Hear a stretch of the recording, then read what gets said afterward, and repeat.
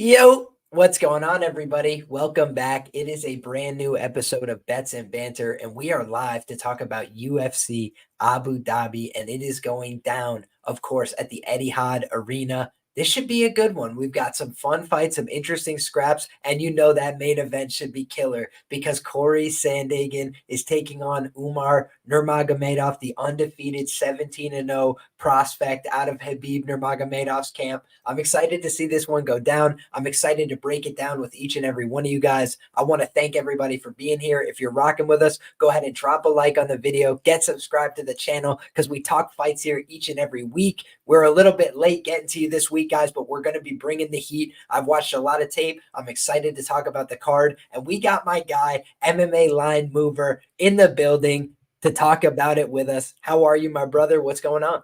What's going on, my dude? I'm good, bro. I'm excited. I like the Abu Dhabi cards. Probably one of my favorites. I know some people like the London cards.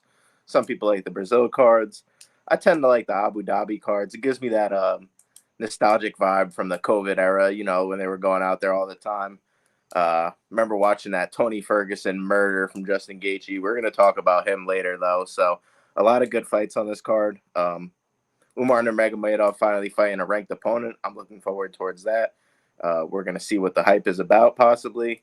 And overall, just excited to break down this card, my dude. So thank you for having me. And already looking at the comment section, and it seems like the people are hyped up as well. Absolutely. We got the sharpest chat in the game rocking with us live, and we're going at you live from midnight Eastern. So appreciate everybody who's staying up late with us, the night owls. We will have timestamps on this episode for the morning crew as well. So God bless you all. Thank you all for being here. Without further ado, let's start like we always do at the bottom of the card and work our way on up. Of course, we got Sedriques Dumas in the first fight taking on Denis Tiuliulin, and it's going down in the middleweight division. We'll kick it first to our guy, MMA line mover, because we got to be gentlemen, right? Let the guest start first. How you feel about this fight, my man? Any betting value to be had?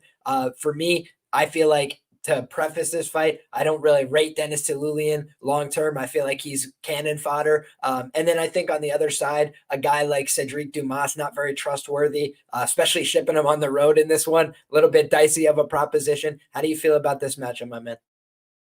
You know what? It's hard for me to trust Dumas at chalk because he's been just kind of inconsistent in his UFC career. I did cash a big ticket. It seemed like everybody and their mom was on Dumas on his UFC debut. He was undefeated, coming off a lot of knockouts, came off of that sub on the Contender Series where he wrapped up that one as well. We'll talk about that in a second. But everybody and their mom's betting him against Josh Fremd in the debut. He comes in there and lays a absolute stinker. Now it's hard to rate where this guy is at. Comes out in the next fight. Cody Brundage, I believe, was on short notice. Cody Brundage comes out there, has a takedown, but winds up just pulling guillotine right away and doing what Cody Brundage does, the self-sabotage. And we've seen it time and time again now. So hard to really rate how that win was. He did very good in that fight, but versus an opponent, that, like I said, self-sabotages. The wrestling did look improved there, though, compared to the Josh Fremd fight, so that's something to note. And he brought out that wrestling even against Abu Dhabi, who isn't the highest-rated fighter, but able to get those takedowns against him. He uses athleticism, which is a big key here, I think, as well. If he would just fight behind that jab, I think he would have a lot of success in the UFC. And then the Nursultan-Ruziboev fight, which I don't know really what to take away from other than he got poked in the eye and folded up right away. And I had Dumas in that fight. And it was a bad bet. Just at the end of the day, we got to be honest. He folded up right away. Ruziboev, I maybe underrated him. And he got the job done. So tough time calling Dumas. I've cashed a dog ticket against him, and I've lost a dog ticket on him. In this spot, he's a favorite. He's 1-1 as a favorite, so kind of unproven. But I will say I think he has a good advantage here on the ground, on the mat, to possibly finish. And I think he could be even the cleaner striker on the feet. I know people think Tiuliulin with the pressure could maybe get towards him. But I think at the end of the day, Tiuliulin's hittable. I think Dumas has the more I think he has the speed on the feet, in my opinion. I think he's going to be quicker to the punch. If he could use that jab, and when Tiuliulin crashes the pocket, maybe even mix in some of those takedowns, because I do think he's working on that ground game. Maybe not the most offensive jiu-jitsu guy, but he has a few chokes on his record. He's got rear naked chokes, standing guillotine, even a standing guillotine in his amateur career as well. So I think he's live to get a sub if this hits the mat, because Tiuliulin 11-9. Let's just talk about him. He's been out and on the mat multiple times. The one thing I will say about him that I do give him the advantage on is he's fought in the way better level of competition, in my opinion. Can I really knock him for the Leroy Duncans? And, I think a lot of these guys would beat Dumas as well, in my humble opinion. So I like Dumas here, but I don't know if I could get to it. I'll say he wins this fight probably by submission, because although Rodriguez got the elbows he could have easily subbed him. Leroy Duncan, I even had the submission there. So close. He winds up just beating him up anyway. So I think Dumas is live to get a sub here, and the prices are indicating that as well. This is a fight where certainly I'd have to look at the prop market if I was going to try and get on the Dumas side. I don't think he's a guy that you could trust at chalk. I mentioned that in my intro for this fight. For a myriad of reasons. Number one, he's been finished twice in the UFC. The first was, obviously that horrible look against Fremd. We both cashed the dog ticket there on Fremd, and Fremd has looked not good since then. No disrespect, but he just hasn't had great results in the intervening time period. And when you look at the Denis Tiuliulin side, he is a guy that I think could present some challenges on the feet, similar to Ruziboev, who was able to land power shots in the early going and trouble Dumas in that spot.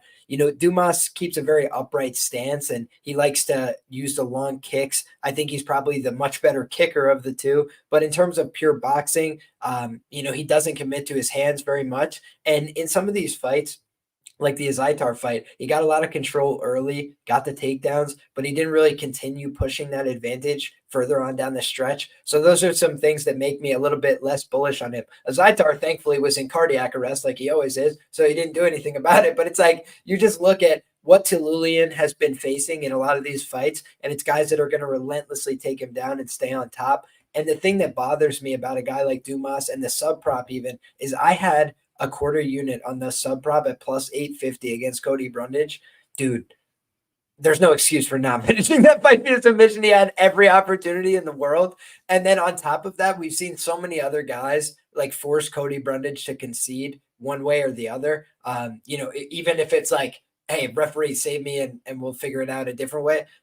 But I'm just thinking about this fight as like, okay, the problem I have with Tiuliulin as a side is he's so easy to take down for a lot of these guys that even non-traditional guys like, what's his name? Leroy Duncan and these guys. I bet him ends by sub or something plus 525. And then they're able to get on top of this guy pretty easy and then just decide what to do and opening up with the ground and pound. When a guy's shelling up, as well as I do, when somebody wants to not get submitted, it's a lot harder to submit them, right? As opposed to when they're trying to make advantageous decisions and get back up, then you can create some scrambles, create this frenetic pace. Whereas Tiuliulin just tries to be like a turtle and not get submitted because he knows that he doesn't have the ground game. And so I do think that opens up the TKO. Additionally, we know that Dumas on the feet was pretty lethal with the head kicks and stuff back on his regional scene. So who's to say a guy who's been knocked out as many times as Denis and who's lost as many fights couldn't just get cleaned up in the first round on the feet? And I would think that Dumas kind of has a point to prove coming into this fight. Got embarrassed in the last one, got poked in the eye too. So he's probably going to let his frustrations out on a near 500 fighter in Denis Tiuliulin. And I wouldn't be surprised if he gets the finish here. That has eluded him so far in his UFC career. But in any case, my man, I want to kick it over to the Fight Numbers screen here for the best available odds. Shout out to our friends over at Fight Numbers. If you're looking to invest in your information, get the best up-to-date odds, whether that's live or pre-fight, then you could go ahead and use Fight Numbers, the promo code Liam. It's all down in the description below, and we appreciate them for the support. But speaking specifically to this fight, guys, I'm seeing a plus 200 at BetOnline, the best available price on Denis Tiuliulin, and I'm seeing a minus 205 as the best available price on the favorite, Sedriques Dumas. That is available at FanDuel Sportsbook, minus 205. The over-under set at 1.5 rounds here is plus 145 to the under at Circa Sportsbook, minus 159 to the over at Unibet. So I think that this is a fight where the odds makers are probably projecting this to end inside the distance at a decent clip, but they're thinking Tiuliulin can survive round one, make this a little bit more competitive, And, I don't think that Dumas has the best cardio or the best focus I've ever seen. So perhaps if this fight gets extended to the second round, that could also open up a lane for Tiuliulin to just go insane, like zombie mode, and just start winging big shots in the pocket. And I think that becomes, a little bit closer to a 50-50 type proposition. So fantastic first fight of the night. Let's move on to the next one, my man. And this should be a fun scrap where we got Rolando Bedoya taking on Jai Herbert. This is a guy who I'll start off on this one if you don't mind, brother. We will alternate, and I look at a guy in Rolando Bedoya. I think he's made a lot of the right career decisions in this fight. He's a guy that was coming to his fights at the welterweight division against Song Kanan and on short notice against Chaos Williams.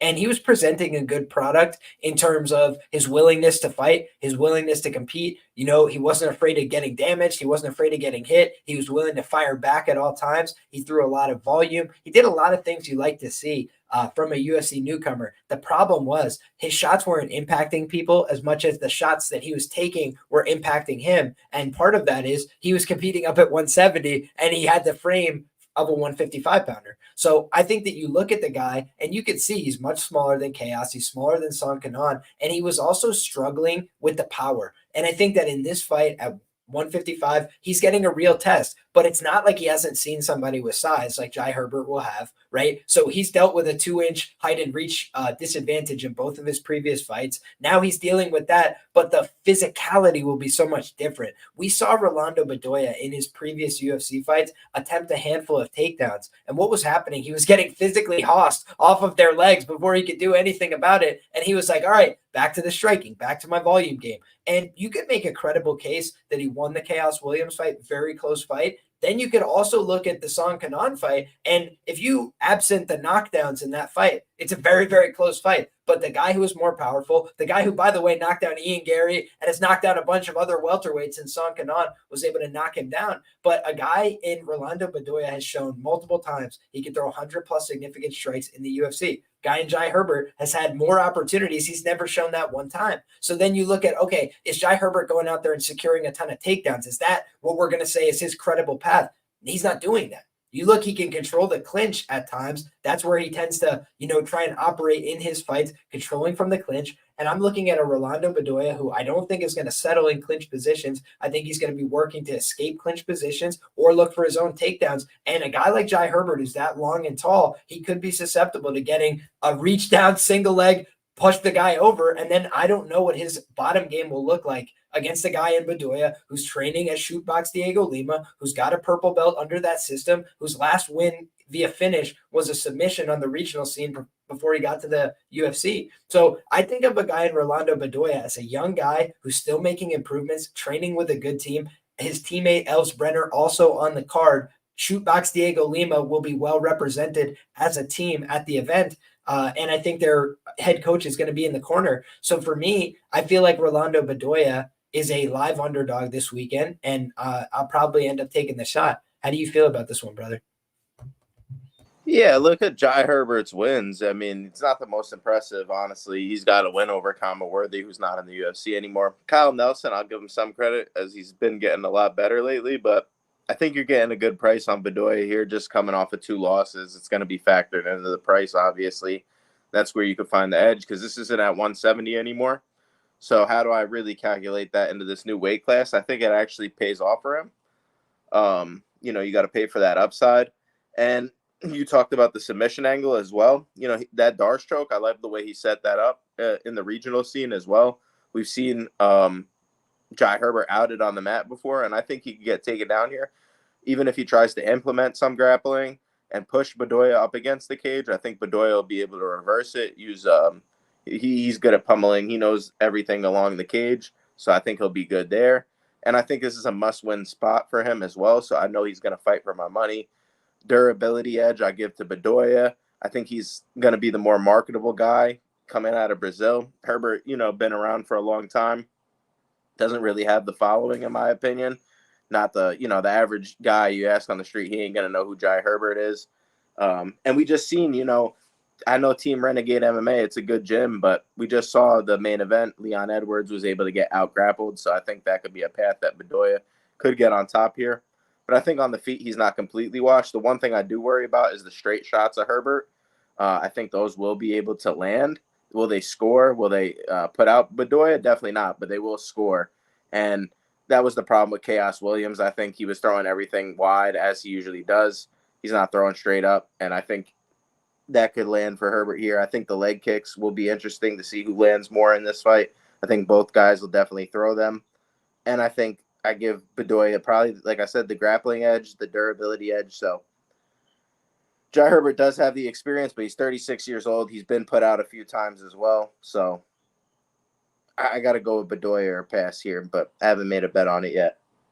Yeah, our guy Gobbler says, who's from Brazil? Obviously, you meant from Peru, but he's training in Brazil with Shootbox. Diego Lima. Shout out to our guy Dixon in the chat says, Liam, do you like Bedoya over under significant strike, 62.5? Here's where I think that could be a trap. Number one, I think that the downside of somebody moving down weight classes and somebody who hasn't been there for a while is it could compromise their chin. I don't expect that with a guy who looks like he's managed the weight cut really professionally. He looks like early in the week, he's already in great shape, ready to go for his weigh-in. He looks like he's in great spirits. But when you're looking at a guy, in Bedoya who's had these 100+ significant strike performances multiple times, and then they offer you the 62.5, you always have to say, is there a trap here? Could there be a trap? That's always my first thought. And I do think the potential trap to that angle is if he knocks him out, because Jai Herbert has been knocked out in the first round before. He is 36 years of age. He does get hit very cleanly a lot. And you look at the prices, they're kind of reflecting that they think that's a very live possibility for Bedoya. They have it in rank order: Bedoya by decision, Bedoya by knockout, Bedoya by submission. And I would agree with that assessment in that order, in terms of my likelihood of his win conditions. But I also think the KO is very live, just because when you look at a guy like Jai Herbert, he's been hurt in a lot of his fights. And he's just a guy that he keeps a very upright stance. I think he's going to be getting hit with some leg kicks in this fight that are going to open up the straight shots from Bedoya. So let's see how it goes. Next up, my brother, we've got Sam Hughes taking on Victoria Dudakova. And I was watching tape on this legit right before we got on the air. And I do not have a strong feeling about this fight. But what I was watching was telling me, I would never lay a chalk price on Dudakova. Just looking at that fight with Jinh Yu Frey, she got taken down and easily controlled by, for quite some time in that fight. And I just did not like what I saw from her there from the bottom position. I didn't see enough urgency. And even when the fight got back up to the feet, she kind of let that round slip away from her. She landed a few shots, but nothing to sway the round. And then Jinh Yu Frey just did Jinh Yu Frey things and let the fight slip through her fingers in round 3. But I think that when you look at Sam Hughes, she's like an activity machine. She's going to go out there and try and press this girl into the fence, try and take her down, try and get on top. I think there's a chance she could get reversed a few times. I don't think that she's a prolific grappler or something like that. But I do think that what we've seen from her is pretty base level toughness, aggression, push forward, try and keep a pace going. And she doesn't give up easily. When Jacqueline Amorim was selling out for chokes in the first round, she was able to dig her fingers in the gloves, cheat her way out of it. When you're looking at underdogs, you want somebody that will do whatever it takes to win. And I think that Sam Hughes is of that mold. Now, I do think that on the other side of things, who projects higher long-term? I mean, Sam Hughes is going nowhere in terms of her career marketability. She'll never be in a title fight. She'll never be in an important fight, in my humble opinion. But what she does do is she kind of gatekeeps this prospect status. So do you think Dudakova is going to pass the test here? What do you think, brother? I think it's a super close fight. I have to say it's a dog or pass, though, just because I will say I think I got to go with the cardio here and just the experience. Sam Hughes, she finds ways to win, man, whereas Dudakova, I thought she fought super close with Jinh Yu Frey. This will be the second time now. I think Jinh Yu Frey and Sam Hughes, same camp, so this will be the second time now that they're going to face her. So that'll be, something to their advantage. Jinh Yu Frey is 40 years old. She's old. I don't rate her highly at all. And had she just looked to wrestle there, I think she was able to win the fight. She had the path to victory. She wasn't able to get it done. Sam Hughes, not the biggest takedown artist, but I think Dudakova makes mistakes. She has not fought the highest level of competition. Even in her Contender Series fight, I thought she slowed down. I didn't think it was like the craziest performance. Yeah, she got the job done, but Maria Silva, I don't even know who that is. I don't think she's that good. So I can't really rate that highly. Sam Hughes, she's not the best fighter at the end of the day, but I've seen her in spots where I know she could get through adversity, whereas Victoria Dudakova, I'm not sure what to make of this girl. Do I think she has talent? It's there, but the win versus Stella Nunez gives me nothing. I know Sam Hughes has at least fought the UFC level competition and has gotten some wins in those time periods. And plus 145, I think Victoria Dudakova will be a popular parlay piece this week, and I think, just looking at it from a card basis, I like to think an early underdog probably gets the job done. Maybe it's Bedoya, maybe it's Hughes. I think you put a unit on both, you probably make some cash there, baby. See, let me see if I follow the internal logic here, okay? Jinyu Frey on a 4-fight losing streak, or excuse me, a 3-fight losing streak. She went on to lose that fight, making it a 4-fight losing streak. She was a tough out. But Sam Hughes, right? And let's go look at Sam Hughes' record, okay? Who has won 1, 2, 3 of her last 5 UFC fights. That's an easy out. It's just like help me with the logic, my brother, because Jinyu Frey got knocked out in 1 round against Polyana Viana, literally straight up knocked out in the first round of a women's fight. Like, not a frequent occurrence. She lost a decision to Elise Reed, right? Who Sam Hughes absolutely bodied. So can you just have some internal logic to your arguments? That's all I'm asking, brother. Because when you look at the level of competition, there's nothing that says inherently that Dudakova is well above this level of competition. There just isn't. So does she project higher as a prospect long term? She does. But again, I'm just asking what in the evidence, what in the records points to that. And I'm not seeing it. I'm not seeing it in the tape either, because I'll make specific reference to the tape. If you can make specific reference to the tape or the evidence in the record or anything else, I'd be curious about it, but I'm not seeing that. So you know what? Now that being said, I do think like Dudakova can win the fight. I'm not saying Sam Hughes is a lock or anything like that, but I'm just saying the confidence on Dudakova and saying like she's a really tough out, but Hughes is a bum, or Frey is a tough out, but Hughes is a bum. It's just I don't follow that internal logic. Yeah, you know what? This fight's probably going to go to decision. It's a greasy women's MMA fight. I think I give Sam Hughes round 3 at a very high clip. So I like this to just be a split. This has to be a dogger. Probably going to be a pass for me, but it's got to be a dogger pass in my opinion. No way I bet Dudakova here at chalk. Too inexperienced. Yeah, we tend to agree. I'll just get a couple others from the chat here. My guy Moy's Audio Sharp Guy says draw is live. He's always looking for the draw. I got a few. I got a few on this card, but this isn't one of them.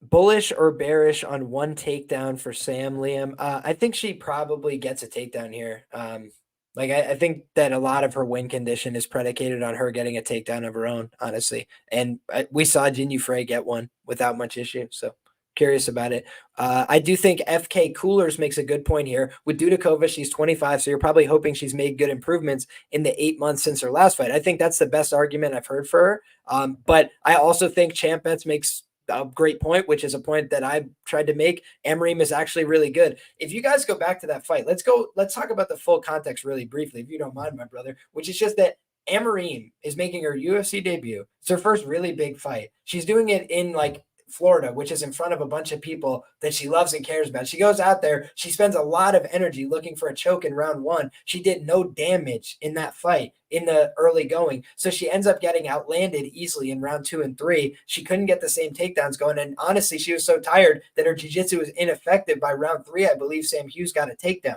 So when you look at how Sam Hughes approached that fight, did she have to cheat a little bit? Yes, she did. But when you look at Amorim, she is a jiu-jitsu world champion. She's on her back. She couldn't get the finish. Then everybody had to tell me how Cory McKenna is going to go out there and dog her, and she closes a favorite, and then Jacqueline Amorim goes out there and submits her, makes it look easy. So you've seen Amorim make an evolution over the course of her game. How do we know it changed? We saw her go out there against Conejo and absolutely brutalize her with ground and pound. She made a cognitive change. Hey, I need to go out there, and if I'm in the top position and I can't get the sub right away, I need to do damage. And that's what she did to Conejo until Conejo couldn't move anymore. And I cashed a big plus money ticket there. So I believe I have a good read on Amarim, and I do believe she is a legitimate talent. And I didn't bet her in the Sam Hughes fight. Let's go back to that. I didn't bet her there because I said to myself, I was like, man, this is a tough UFC debut. Sam Hughes is going to offer you a lot of resistance. If you don't finish her, it's going to be a tough fight. So I think that this should be an interesting one.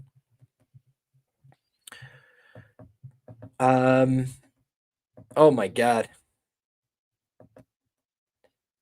Whenever I see somebody just being personally aggressive, they're just banned, dude. Don't need it. God bless you. Have a great evening. Yeah, like you're just an insane person. We're having a conversation about mixed martial arts fights. That's it.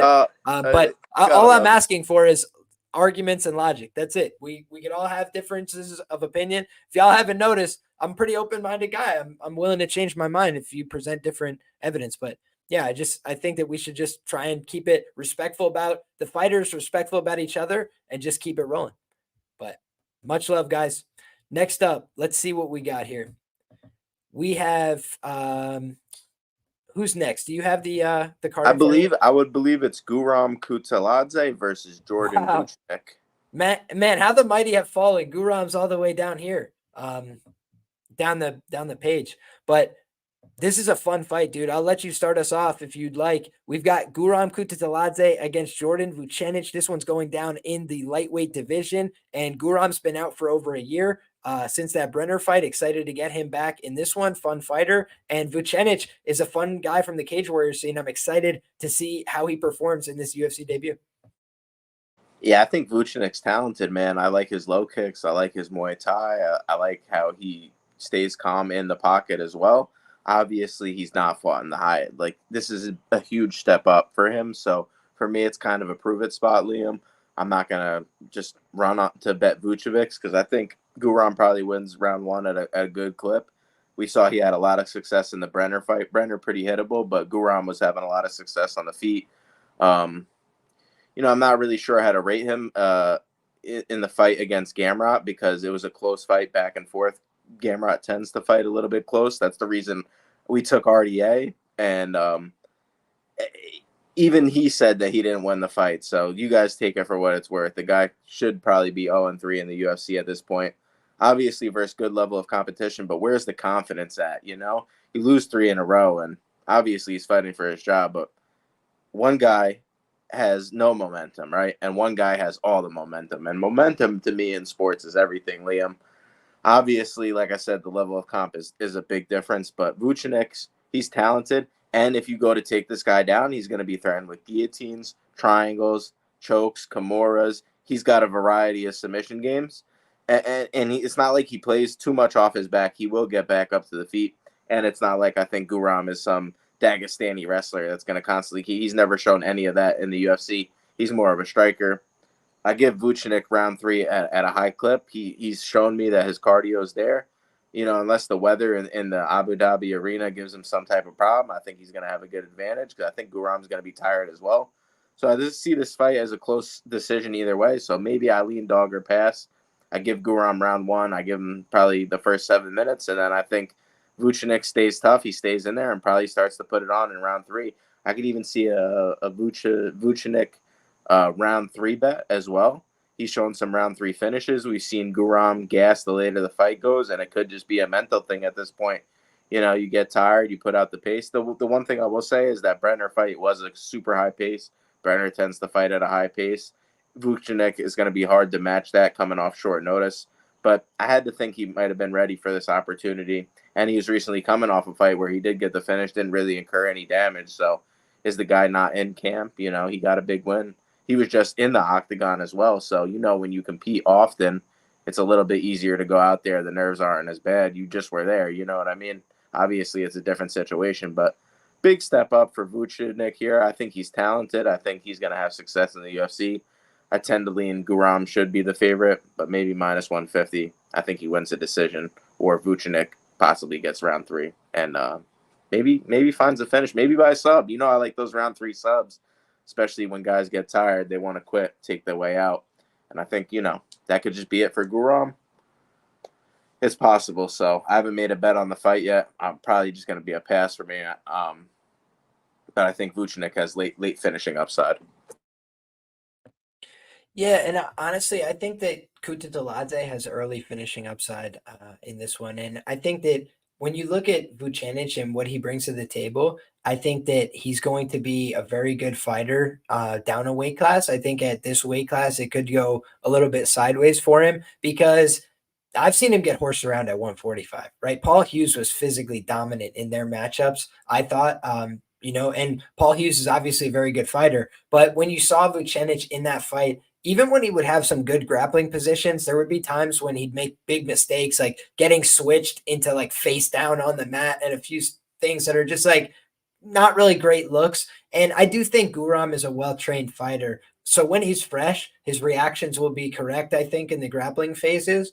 So I do think you have an angle, right? The late submission, I do think that's the angle. And I think that Vucenic is a guy that mixes in his striking and his grappling pretty well, right? Like he'll go from throwing some big shots on the feet, throwing the low kick, and then he'll just enter in on a grappling attack. I'd say my favorite thing about his game is his opportunistic clinching and back takes, because there's been times on the regional scene, dude, it's like you like somebody more if they do things that you do, right? Like you like root for those guys. I'm gonna root for this guy 100% because just like Jessica Andrade against Amanda Lemos, he snatches that like upper body head and arm choke whenever he can. I used to use when I wrestled, and I obviously I still use this in jiu-jitsu, but it's like a little bit different, the mechanics obviously, but I used to go all the time to pull somebody by. So imagine you're two people squared off like this in a wrestling match, like head and arm, head and arm.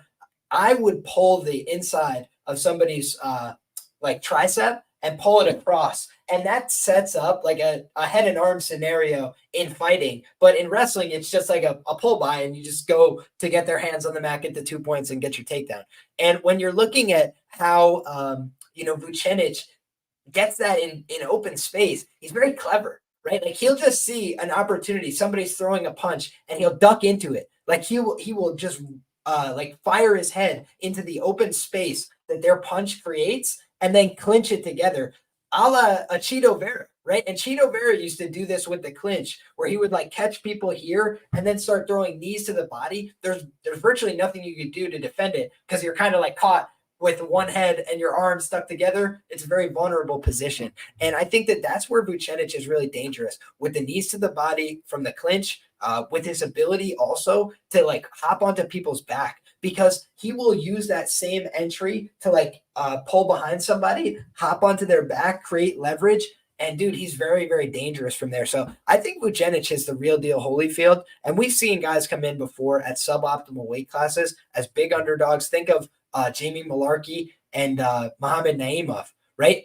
Jamie Malarkey is a bona fide lightweight. Mohammad Naimov's a 145 pounder who just got choked out by a short notice guy himself, right? And you look, he was a guy that went out there, lost the first round, second round, bing, just delivered the guy. And that shows like you can see these guys come in on short notice, even in suboptimal circumstances, they can win. It is possible. And I think that a guy like Vucenic, he's actually been more active, coming into this fight. He fought as recently as a handful of days ago, right? Whereas a guy on the other side here in Kutateladze, he's been very inactive since signing with the UFC. And he's had a lot of times where he had to pull out due to injury. He's had opponent changes. He's had some suboptimal scenarios, but his finishing instincts weren't there against Brenner. He had opportunities where he could have followed him to the ground, where he could have unloaded with ground and pound. The fight could have been stopped. And instead, he's like calling the guy back up to the feet. He's letting his foot off the gas. And honestly, I felt like every round was close unless he was hurting Brenner. Like every exchange was pretty close. They were doing,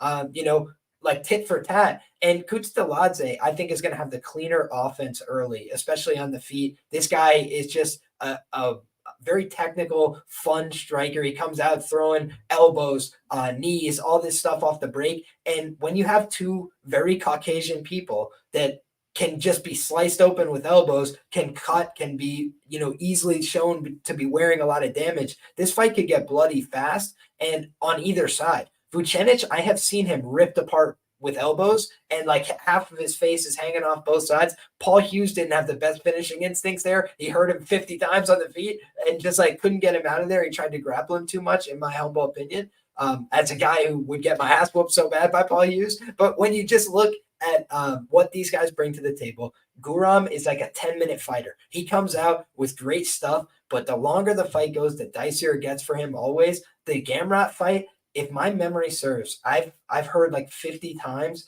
that Gamrot was hurt coming into that fight from like the ATT corner and everything, and he still fought arguably a very winning performance in that one. So when you look at how Guram has fared compared to his expectations, it's just been a letdown so far. He's very talented, but the results just haven't met some of the expectations and the talent. So he has a lot to prove here. He needs this win at 32 years of age.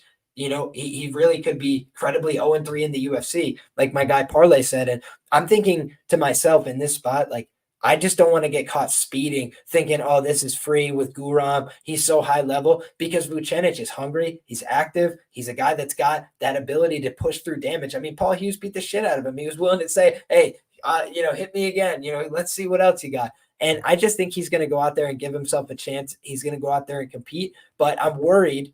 The reason I haven't been on the Vucenic side is he could just be happy to be here. He said he was preparing for a short notice opportunity with the UFC. I think he's going back to 145 after this fight, no matter what. But the last thing I want to note on this, we always talk about marketability.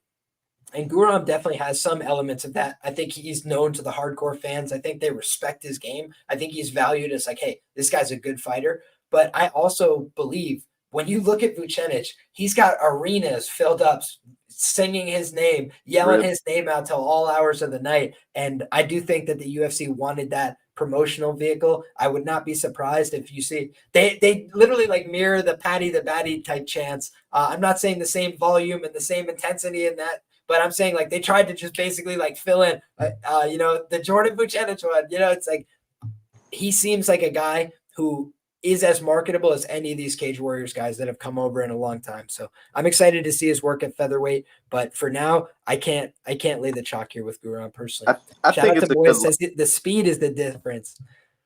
Go ahead, please. Yeah, I think it's a good live bet angle. Honestly, that's what I had written down. I think I'm gonna sit pre-flop with no bets on this one. Have my account ready, and just sit there to look to bet. If I see Guram pinning and it's round 3 and Vucenic has taken everything that he could give, and I see Guram just looking demoralized, and I'm getting a plus 550 on a guy I think has finishing upside, or maybe round 2 is close. I probably just gonna give it to Vucenic. He has a nasty guillotine as well, so if he hurts him on the feet and Guram thinks he could just shoot in, that ain't gonna happen. So yeah, dog or pass for me though, but I'll probably get it on live if anything. Fair play, brother. I want to just answer Dixon's question here. He says, Liam, would you say Vuc is position over submission or vice versa or balance? Does he chain wrestle? Do you want to answer that question? It seemed like you had something to say. Yeah, I think he's submission over position, but I don't think he's positionally like unaware, if that makes sense. And also, the thing I want to say is we got to look at both guys, right? I don't think Guram's the guy to take advantage of it. I don't think he's going to be able to sit in this guy's guard and just stay away from submissions and implement that game plan. We never really seen it from him, so I don't expect it to come here now. He's more of a striker, in my opinion. Yeah, for me, I think Guram's path to victory here is either KO in round 1 or 2 or a close decision down the stretch where he might have to fight off this guy a little bit in round 3. But the other thing about Vucenic is I'm a little bit worried. The one thing I'll say is when you're a guy who likes to rely on your physicality and your grappling, sometimes up a weight class, it can be hard for it to translate because it's exhausting.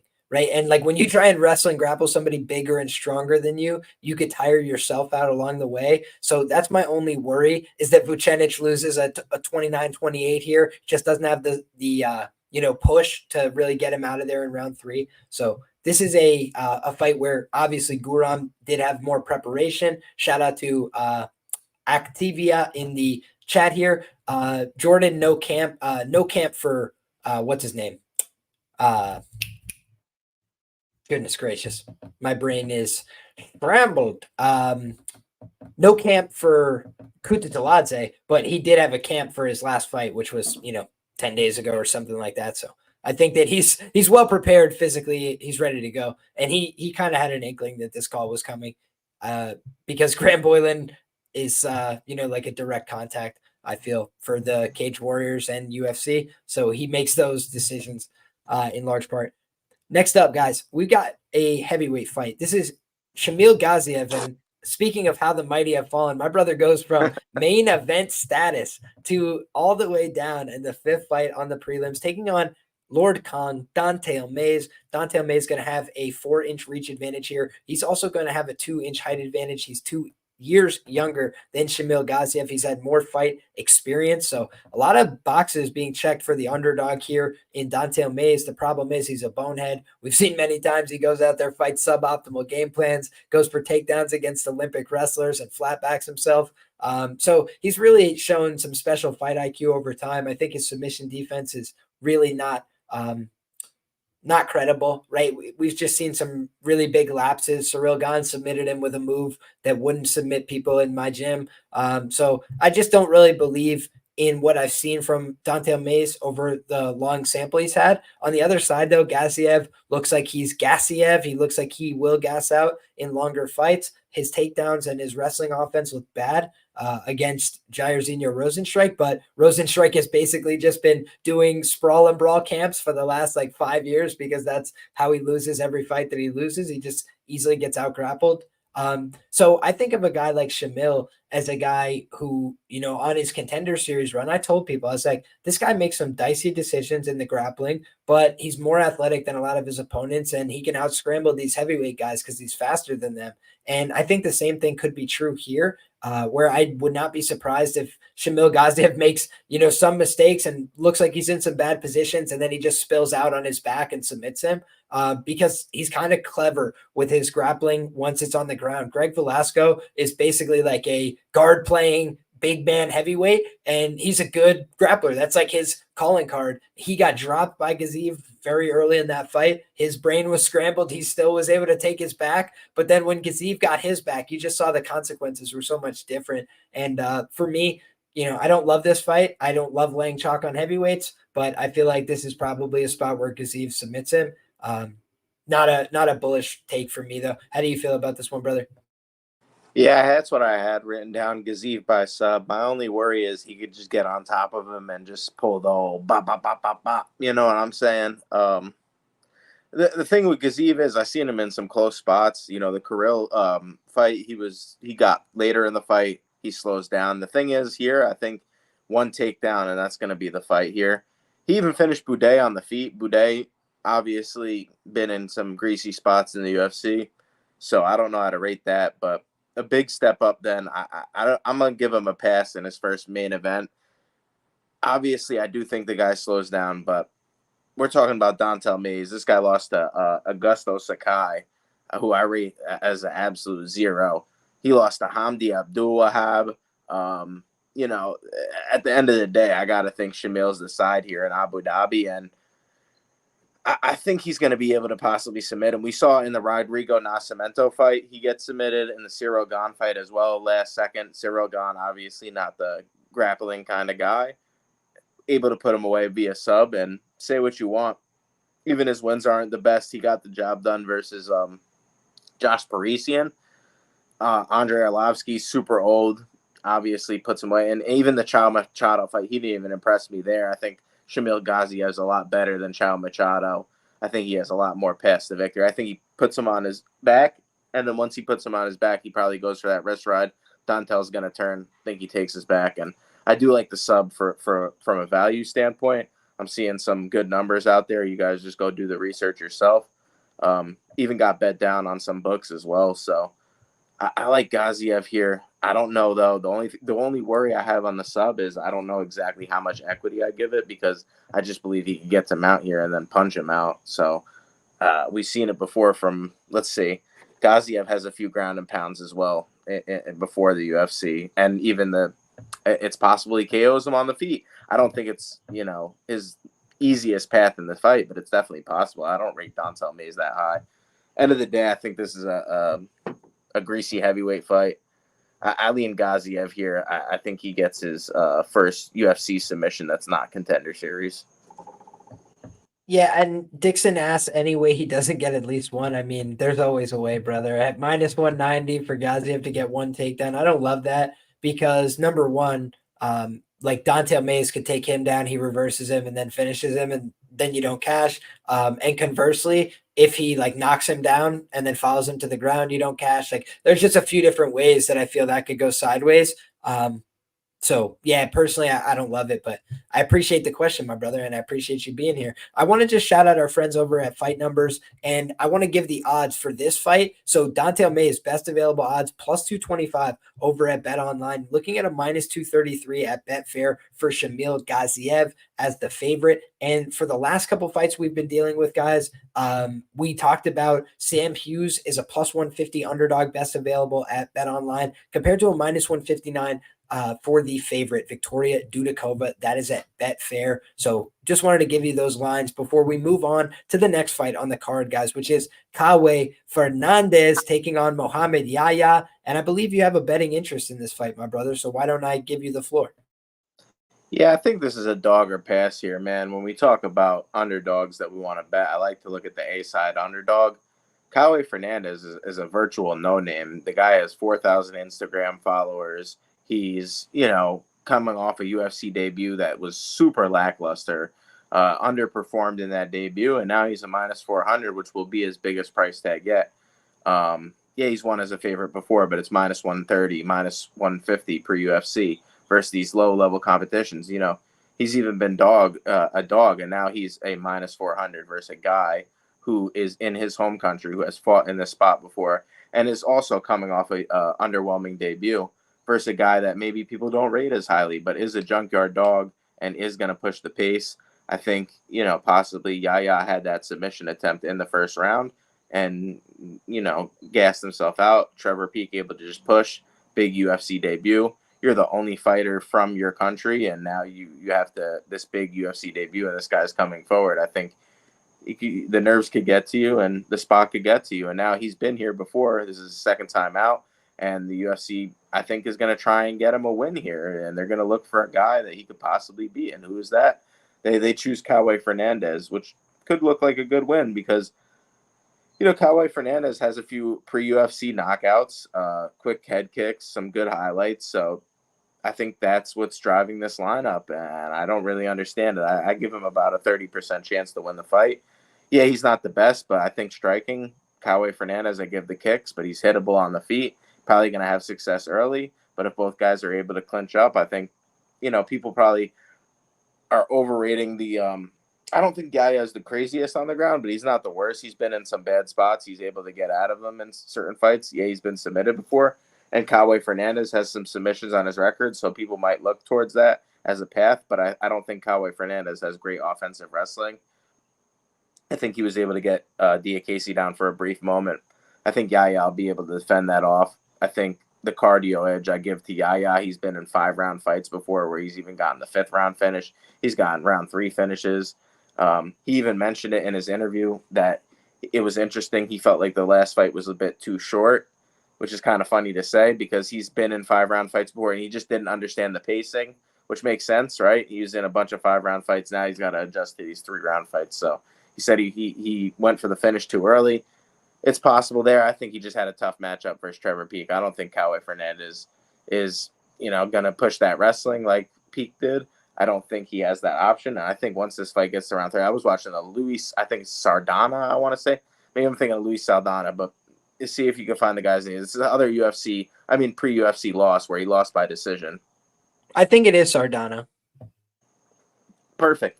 I didn't rate that guy that highly. He had him in some crazy spots in round 3, and we're talking about a minus 400 favorite. That just doesn't make sense to me when you're talking about a guy pre-UFC who's in these ridiculous spots, having a lot of trouble. I think people just absolutely rate Yahya at the lowest when I don't think he's actually that bad of a fighter, dude. I think he's going to have it's going to be a close fight. I think he's going to have the hands compared to Kaue. I don't think Kaue has the best hands. I think he's coming into a different environment that he's never been in before. The heat could get to people in Abu Dhabi. It's a different kind of environment to acclimate to. And, dude, just at the end of the day, this is literally the only fighter that's fighting out of there. And you're giving me a plus 300 while people are going to be parlaying up Kaue Fernandes. I don't think Yahya's a world beater, but I have to take an underdog shot here. I'm trying to be more selective with my underdogs lately, especially the big ones. But to me, this just doesn't make sense on this line, man. Yeah, I tend to agree with you, brother. When you look at Kaue Fernandes, obviously he was taking on a seasoned UFC guy in Mark Diakese, but Mark Diakese has some flakish tendencies. He's had some bad results over the years, and I don't believe he's with the promotion anymore at this stage of the game. He went from being a striker to a grappler, and instead of being a grappler in the way that I enjoy, which is a guy that is pursuing finishes or pursuing ground and pound, making it an interesting fight. He was really just trying to negate the fight, hold people down, stall out the fight. And honestly, Kaue Fernandes just didn't show much of a get-up game in that fight. He got up one time in the first round, and then he was able to be taken down, held down, controlled for large portions of the bout by Mark Diakese. And I think that when you look at that fight, you could just tell that the biggest problem was cardio, right? Because if you can get up in round one, then it means that you have the ability to get up. But if you can't get up in round 2 and 3, it means you no longer can get up and muster the same amount of energy. And I do feel like that's a potential problem for him here. I don't think Muhammad Yahya is a world beater. I don't think he's a great fighter. I do think he's susceptible to getting clipped in the first round here. We've seen him finish before. We've seen him submitted before. We've seen him decision before. He's lost every which way he can. But he's also a guy that is going to have some local, like you said, market advantages. Crowd's going to be behind him. I think those are some positives in his direction. On top of that, he's gotten the UFC jitters out from under his belt. Same thing you could argue for Kaue Fernandes, but one guy here is situated as a pretty big favorite. He's a guy who's been fighting a lot of people on the regional scene that aren't very impressive. And again, you could say the same thing about Yahya, but I'm just curious, like what separates them so substantially? You have one guy with a little bit more experience than Yahya, and he's got less travel, less overhead and less consideration. So for me, it just seems like a guy who could go out there and surprise people. It seems like a very low level fight to me. So in a low level fight, give me the dog or pass in a situation like this. I haven't decided how I'm going to approach, but I appreciate my guy, Dan from Half the Battle says, smash the like button, gentlemen. Appreciate that. All the ladies too. All the ladies rocking with us. If y'all can smash the like button, I appreciate you guys. But if you guys feel like, supporting the channel, easiest ways, get subscribed to the channel. Go ahead, comment your thoughts, your questions, your concerns below the video in the chat live. Appreciate each and every one of you guys for your support and consideration. And shout out to our guy Dixon with the interesting comment about Fernandes being set at over 1.5 takedowns. I think both these guys are kind of liable to being taken down, but I'm curious what Yahya's over 1 takedown is, because I definitely think he could get one if this fight goes to round 3. And this guy Fernandes is on, huffing and puffing fumes.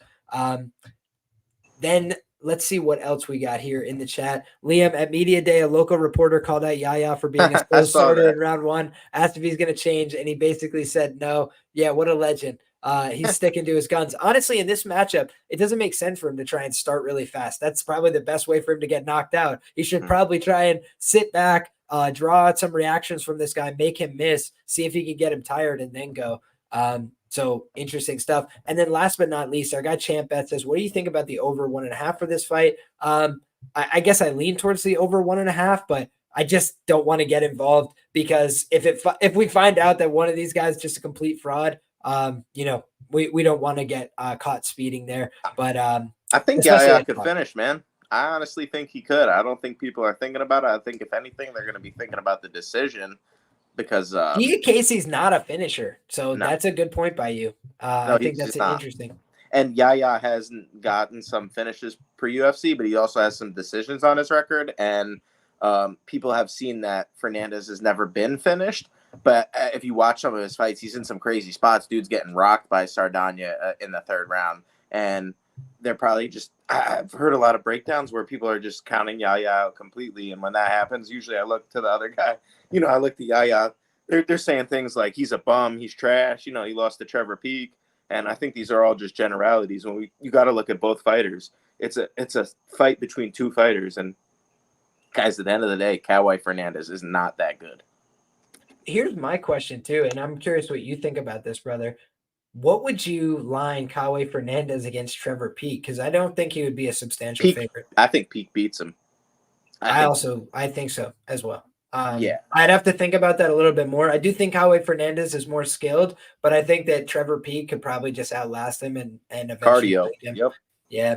So that's an interesting angle here, potentially, but fun fight. Good scrap. Kaue Fernandes gets another opportunity, probably no matter what, because he's just having his second fight in the UFC. But Mohammad Yahya, the local hometown guy, big plus money number, public perception's all-time low. So, that's kind of stock trading 101. Either get in when the stock is low or don't get in at all. No problem either way. Next up, guys, we got Alonzo Menifield taking on Azamat Murzakanov, and I'll go briefly on this one, man. I'm not an Alonzo Menifield believer. I thought that last performance was really embarrassing. Just sprinting forward into a power puncher. Didn't seem like there was a semblance of a game plan or any kind of real ideas.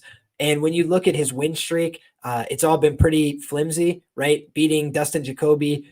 Dustin Jacoby basically just got hit with two big punches in that fight, and it cost him the fight. Otherwise, he was kind of schooling him. The Jim Crute fight, Jim Crute has just been, checked out on his career, hasn't shown a good performance, went to a split draw with Jim Crute as well, beat Misha Serkinov, who's like out of the sport, I believe. Askar Mozarov, who's a legitimate fraud. And then he lost to William Knight via decision. I mean, guys, that fight is so bad. And if you go back and rewatch it, it just looks terrible for Alonzo, I feel. And looking at a guy like Murzakanov, I just think he's a better fighter. Unless he gets clipped on the chin, I think he's probably the better wrestler. I think he's probably the better striker at distance. And I do think it's always live that he gets clipped. It's a big guys fighting, throwing 4-ounce gloves at each other's head. But ultimately, I just think Murzakonov's more likely to win by knockout, more likely to win by decision. So I think he's a deserved favorite here. How about you, my brother? And what about not finishing old decrepit Ed Herman? With all due respect, man, I was there for that fight, and I was like, Alonzo, what are you doing? And then to go out and lose to William Knight in your very next fight, man, the cat's out of the bag.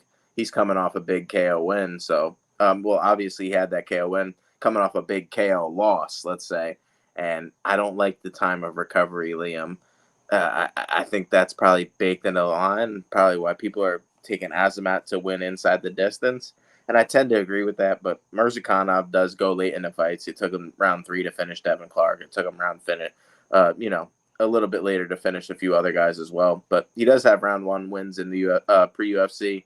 Even as an arm triangle victory, I'm not saying he's going to get the sub here, but don't be that guy that plays the KO prop. That's all I'm going to say. And fight's likely to end inside the distance 2-1. When in doubt, ITD it out, my brother. Right. I like violence here in the light heavyweight division. I think it's KO more often than not, and I think it's on the Murzakanov side. He's a little bit quicker with the strikes, a lot quicker than some of the guys that aren't knocking out. Crute is not a good guy on the feet at the end of the day. We've seen that time and time again. He's liable to get chinned. I think it was 4 punches against Jamal Hill. Terrible. So I got to go Murzakanov here. I think he's one of the favorites that should win. He opened pretty wide on Bet Online as well, so they thought he was a wider favorite. Some money comes in the other way. I think Murzakanov should be that wide of a favorite, and maybe the line settled into where it should be at now, but I like him to get a finish here. I think this is one of the first fights that I'm calling a KO on. Yeah, this is the first fight I'm actually calling straight up a KO on. I think Murzakanov puts him out of there. Too quick of a turnaround for Menifield, and I don't think he's going to be able to avoid the straight shots and the in and out movement of Murzakanov. I like the teams that Murzakanov is training with as well. I think he's going to be one of the Russian strikers that we see on the card get the job done. So, yeah, man, not much to say on this one. I don't think I'm going to be betting it, but maybe I just like violence here. Murzakanov gets it done. Yeah, man. Simply put, I've been Team Murzakanov since he got to the UFC. I feel like people, because he's kind of small and like he doesn't look that intimidating and he's a little bit older, people write him off. But number one, he's like one of the most discounted Elves you've ever seen in the UFC to this point. And I got him minus 143 against Stefan Chukwi. That was an awesome win. Such a great sweat. If you guys have been around the sport for a long time, a great sweat. There's nothing like it. And Mateusz Scheffel, another free 99 one on the Contender Series where we had that one. So yeah, I just think that this guy has been a money train for me. 2.5 units of profit on this guy. And again, I'm not a guy who's big on laying these chalk prices, but I think Menifield coming back way too quick. Like Anakin says in the chat here, I think that the finish is on the table for Azamat, but also I think he's going to get the benefit of a little home cooking if this goes to the cards anyway. And I think the crowd's going to be behind him. So give me Azamat Mirzakhanov here. But with the inherent risk that, it's a big man fight, anything can happen. But do you know I think Azamat's way better positioned here. Go ahead. Do you know if he's training full time with Pat Barry, or is it a back and forth kind of thing? Because I was trying to figure that out. I think he has been training with Pat Barry for the last several camps. I don't know if he is this one. I have to check into that. Okay, cool. Yeah, because I like K Dojo Warrior Tribe. I think that's an interesting little gym. I think they got a little bit of the dag striking there. So I like Mirza at home here, man. I don't know how I'm going to bet it. Yeah, shout out to our guy Dan Levy. Says full time with Pat Barry. He left Fortis. No. I'm just confirming that he said that. I appreciate. Oh no, I'm asking. Do you think it's a good no? I mean, I don't like Pat Barry as a coach for anybody. Yeah, me either. But I mean, he's done a pretty good job. So can't knock that. But in any case, Dixon asks, what do you think is more likely, over under 43 significant strikes or 1 takedown? The problem for me with that one, Dixon, is just that I think he could KO him in round 1, which would negate both of them. So I don't know. I don't know how I would approach that, honestly. Alonzo coming to wrestle, I think, says Activia. I mean, maybe not a bad idea, but can he really take down Mirzakhanov? I'd be a little surprised. I think Mirzakhanov's probably a better wrestler in terms of the skill than a guy like Menifield. But Menifield, raw strength, I mean, in round 1, he might be able to do it. But I think we'd probably see him work back up to his feet, honestly, if he gets taken down. Next up, guys, let's take a look here. We've got, this is a fascinating fight, man. This is an absolute banger, a lightweight contest. It's going down. Elves Brenner taking on Joel Alvarez, El Fenomeno. So we've got 2 great fighters here, 2 fun guys, 2 guys that really bring the energy. I think this is Dana White's, if you don't know, now you know, fight. And when you're looking at these 2 guys, I mean, you can understand why, right? Elves Brenner, never been in a boring fight in the UFC, goes out there to scrap, gave Mirtabek Orobai a lot of resistance, a guy who's a very good fighter, a guy who I really respect, a guy who I bet in his short notice debut up a weight class, by the way, and went out there and dominated Uros Medic, made it look easy. And so when you look at how, Brenner was able to deal with that fight, I mean, they took a point away from Orobai, but he almost took him down, and Orobai prevented the takedown with that cage grab. How different does the fight look if he gets on top of him? We never know. And I do think that Elves Brenner has shown, he can compete everywhere. When you look at him on the feet, he goes out there and throws hammers. He throws low kicks. He tries to compete with everybody. If he gets cracked, he tries to throw back. He retreats. He tries to be strategic. He uses defense.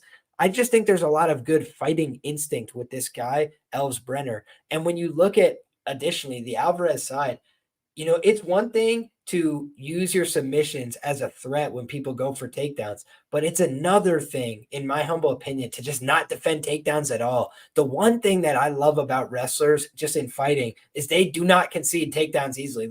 It's a pride thing. We ain't just giving you this top position, right? And sometimes these guys that are really good at jiu-jitsu, they get so, willing to just play off their back that it ends with them underneath taking damage that they don't need to take in MMA fights, and then they can't crawl their way back. And I do think of a guy like Joel Alvarez as having a fantastic choke series, but most of the guys he's defeated in the UFC are retirees, right? And you look at the guys like Joe Duffy, never suited up again after that fight. Danilo Belluardo, I don't think he was welcomed back to the UFC after that fight. Believe he had a negative record as well. He's done a lot of things where he goes out there and beats people in super impressive fashion, but then they're no longer employed with the company. And the good guys that he's fought in the UFC, Demiris Magulov taught him a lesson with the jab, kept him at bay on the outside, really disciplined him with the striking there. Then you look at the fight that he had with Arman Tsarukyan. It's one of my favorite bets of all time, man, because I had 5 units on Tsarukyan, and a lot of people told me all week, they were like, dude, this guy's so big. How are you betting against him? And I was everybody was on Alvarez, bro. Everyone. Dude, he was a very popular dog. A lot of sharp guys as well. But the one thing that stuck with me, I bet Sarukian ITD there as well. I was like, guys, once you get the fight to the ground and you're on top of somebody, it doesn't matter how big they are if you pass the guard. So if you can't pass the guard, admittedly, it's going to be tough sledding, right? From the full guard, these long guys are fucking tricky. But you pass their guard and they are stuck. And honestly, these explosive guys, these guys that can make themselves really small and just like explode from underneath you, they can be harder to hold down a lot of the time than these long guys that you can start interlacing your legs. You can start putting two legs together. Yeah, I know this as somebody that's trying to do this, hold people down. So I just think that I'm looking at, a matchup here where Joel Alvarez concedes takedowns too easily. And so if Elves Brenner decides he wants to go out there and get takedowns, I think he can get takedowns. I think he's physically strong enough to get takedowns. And I also believe he's got good enough technique. He can mix it up. He can scramble with these wrestlers and grapplers. He can move through these positions. So does he always get the control that he's looking for? No, but he makes guys work at a very high pace. And Joel Alvarez has the benefit of being huge. And that does come with some huge benefits. In round one, he's more live to win by knockout, in my humble opinion, because he throws excellent elbows, because he's huge. He can throw the knees up the middle. He's a very violent fighter in the opening rounds, and he can do a lot of damage with the elbows. We've seen Elves Brenner on the verge of being knocked out in a few of his fights. But we also know that Elves Brenner has that dog in him, and we know that this guy, Joel Alvarez, when the fight starts to get extended, he starts huffing and puffing a little bit. Mark Diakese ends up getting poked in the eye and like headbutted, and he's like looking at the referee for answers, and then Joel Alvarez just snaps him down, gets the quick choke. But that fight was not going super well for him at various points, and he did well on the feet early on, but then he started getting taken down late in round one and early in round two, and he needed to start working his way back up to his feet. The submissions weren't there at first, and when I'm looking at a guy like Elves Brenner, I don't think he's going to get easier to submit as the night goes on. Mirtabek Orobai found it harder and harder to get and keep this guy down as the fight went on, and meanwhile, Joel Alvarez doesn't pursue the top position. He doesn't take people down. He's got a great front headlock game, but he also gets taken down very frequently. So if he's on his back in this fight, what do you think Elves Brenner is going to do? I don't think he's going to try and go for submissions. I think he's going to try and pound an elbow through this guy's head and open up damage on him. And we've seen it before where, honestly, guys, it looked like Arman Tsarukyan committed a violent crime against the man, much less a fist fight. Like, he just held the elbows down. He held the arms in positions. He opened up with huge ground and pound. And I thought he was super dominant with that performance. So obviously, I'm not saying that Arman and Elves Brenner are the same guy. Far from it. But what you look at Arman and say, did Arman do that to all his other opponents? No. Like, Matt Frivola made it more competitive, worked back up to his feet, didn't get just dominated. The problem is when you have this savvy guard, when you're really dangerous, when everybody respects you, if you get that guard passed, maybe you don't have as much work from there. Maybe your depth isn't as good from there. And you start to get exposed in some of these positions. I thought Arman had a clear answer for what do you do when you get on top of this guy? You cross both feet, you keep your hips in, he can't get up from there, and then you beat the shit out of him. And that's exactly what he did until, the referee and the corner were like, are you going to stop it or me? Like, it just was getting really, really ugly. And I think that Elves Brenner is a guy that's shown he'll walk through the fucking fire for you. He will go out there and die on that shield. He is coming back with the shield or on it. And for me, that's, again, a lot of what I'm looking for in a dog. So I feel like Brenner late, Brenner decision. Those are all things I think are live in this fight. And I just think, a guy like Alvarez is a great fighter, fun fighter, brings a lot to the table. But I think the win streak has been, a little bit fugazi, right? When it's analyzed further. And I think that the losses are fair losses, but it doesn't really tell me this guy who's cutting all this weight, who's up there in age for a lightweight as well, starting to creep onto the wrong side of 30. Brenner's on the right side of 30. He's working with good guys. He's got a teammate on the card. He's got a great coach and a great corner. I think he's going to bring his best performance to date in the UFC. And so far, he's been overperforming expectations bigly. So shout out to my guy, Capping Service, very sharp guy, says, for whatever it's worth, I think Joel Alvarez broke a rib early in the Arman fight.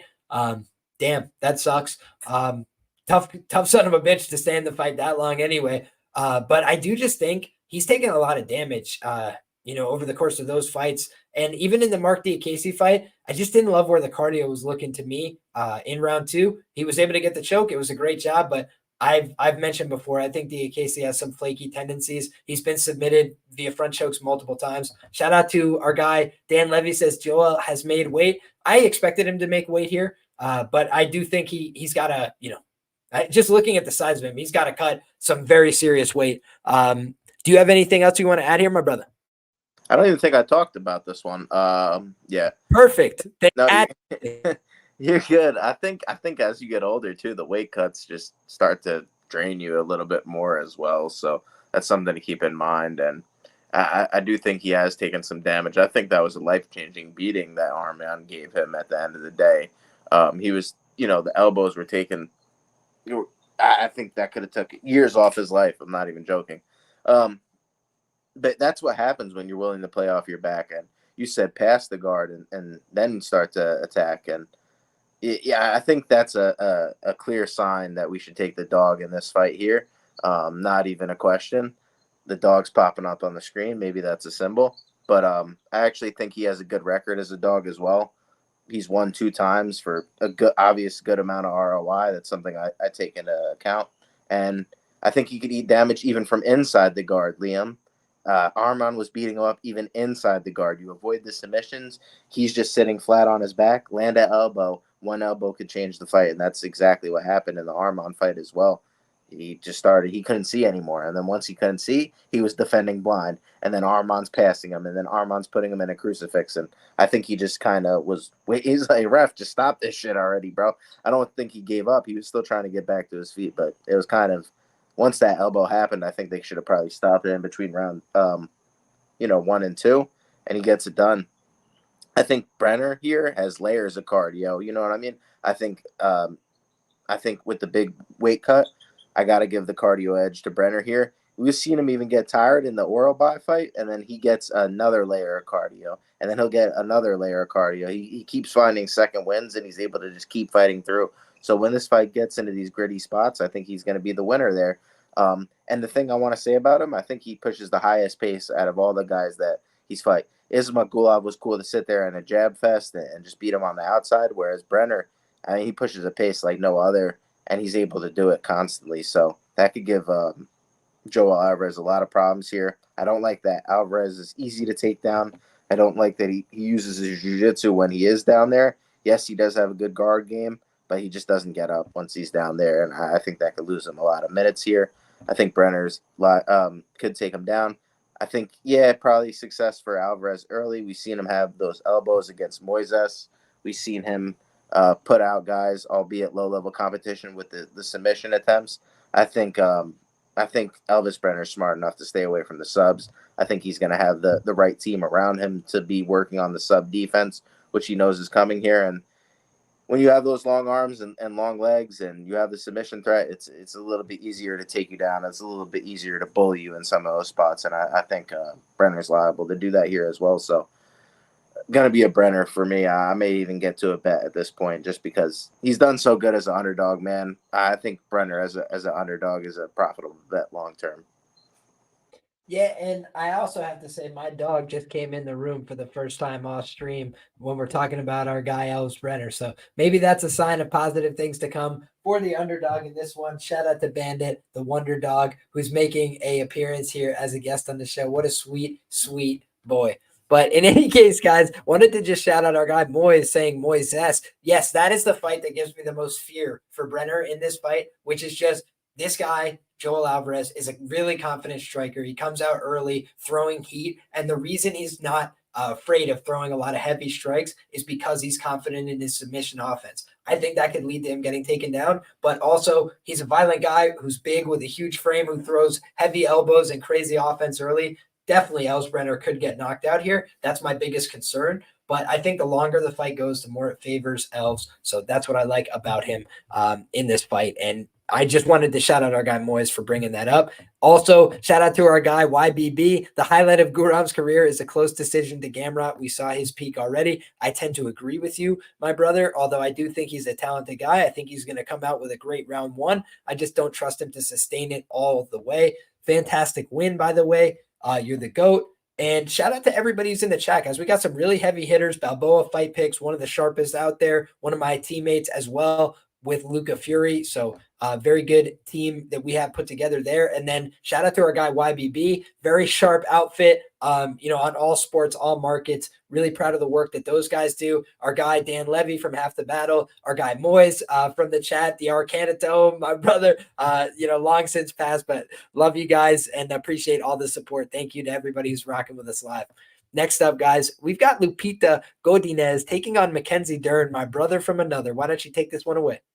This is interesting because Dern is supposed to compete in 2 weeks at Craig Jones Invitational. So he has a big super fight coming up. So she would have to incur minimal damage in this one to actually make that fight.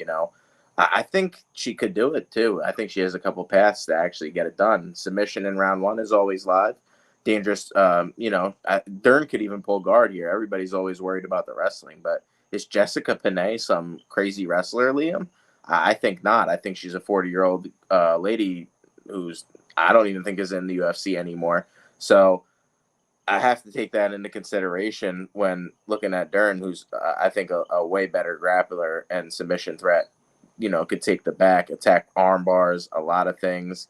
I had a big bet on Yan Xiaonan in their fight. Yan Xiaonan was a big underdog, and she had Yan Xiaonan in a lot of spots, a lot of greasy spots. And we've seen, obviously, Yan Xiaonan going up against Wei Li Zhang is hard to put away. It's going to be hard. So it was a close fight.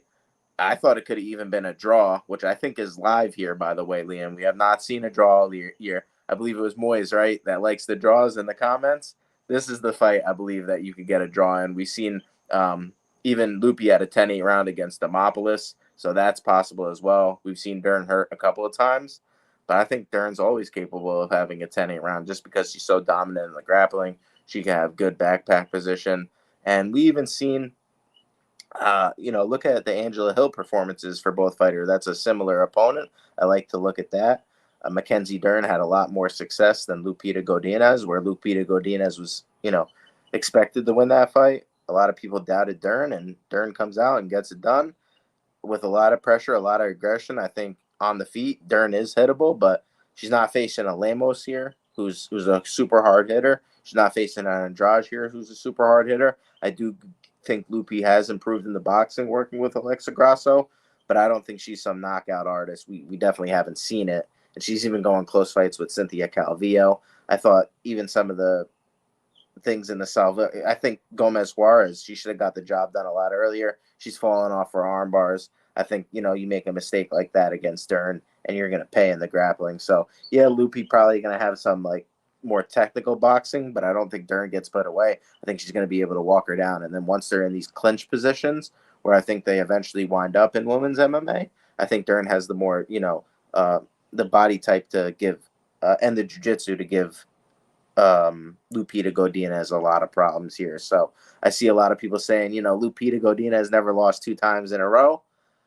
I think this could be the possible time it happens. And I don't think it's going to completely kill her prospect because it could even be just a close decision where Dern finds positions in 2 of the 3 rounds like Panay did. And I think that's a good comparison here. Go watch that Panay fight where she's just able to use her length and standing back takes, stuff like that. I wouldn't even be shocked if Dern pulls guard here and uses that to her advantage because we just seen Lupi make too many mistakes in the jiu-jitsu time and time again, fight way too close, and she is super active. That is something I like, but Dern has the experience, in my opinion, versus the higher level of competition. It's not even a question. So I think the close price tag, a lot of people low on Dern. Don't think she's got the wrestling. Think Lupi's going to sprawl and brawl here, but I actually think Dern has a path here with the wrestling. So, or just the jiu-jitsu. That's it. Don't even need the wrestle. This is interesting, brother, because when you look, Lupita Godinez, her average closing price in the UFC has been minus 156. So it's not like she's been a massive favorite for a lot of these fights. However, she has been favored each and every time out. So it is interesting to see her flip to an underdog price here against MacKenzie Dern on some hard times. It's not like MacKenzie's been looking great in her recent octagon appearances. Granted, let's go through MacKenzie's recent run in the UFC. She lost to Amanda Lemos, and she had some promising moments late in that fight despite getting her face broken early, but her takedowns weren't really coming. And honestly, she's just her submission game, for whatever reason, hasn't translated as much to MMA because it takes too long oftentimes for her to get her stuff going. It's like, as soon as she feels like she's ready to commit to an attack, the round's over. And, that's been a problem for her, is establishing dominant positions and then getting right to her offense.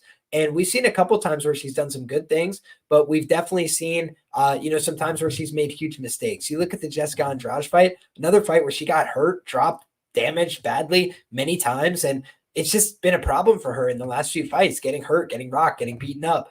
The Angela Hill fight, she looked great there. And I was so frustrated, guys. I was so gutted. I had the MacKenzie Dern to win the fight via knockout at plus 2,500. And I thought that was a great spot. But MacKenzie Dern money lines, they've been money for me. I've faded her well. I've bet on her well at the right times. So if you look at my track record, I bet MacKenzie against Randa Marcos minus 160. Ha, ha, ha, ha, ha. That was a great bet. I love that bet. I bet her against Verna for 1 unit at minus 162. That was a fine bet. Nothing crazy. Honestly, it was a very close fight, how it played out. And then I bet Yan Xiaonan bigly, 4 units plus 200. Very close fight, but at plus 200, I think it was obviously the side in a fight that was that close. But I've given some back on the prop market. So I think the problem with a lot of reads on MacKenzie Dern fights has been expecting her to submit people because she has better ground game. And the truth is, Lupi's never been finished, right? So she's a girl that this is definitely the best submission grappler she's ever fought. I think, Verna is the only other comparable,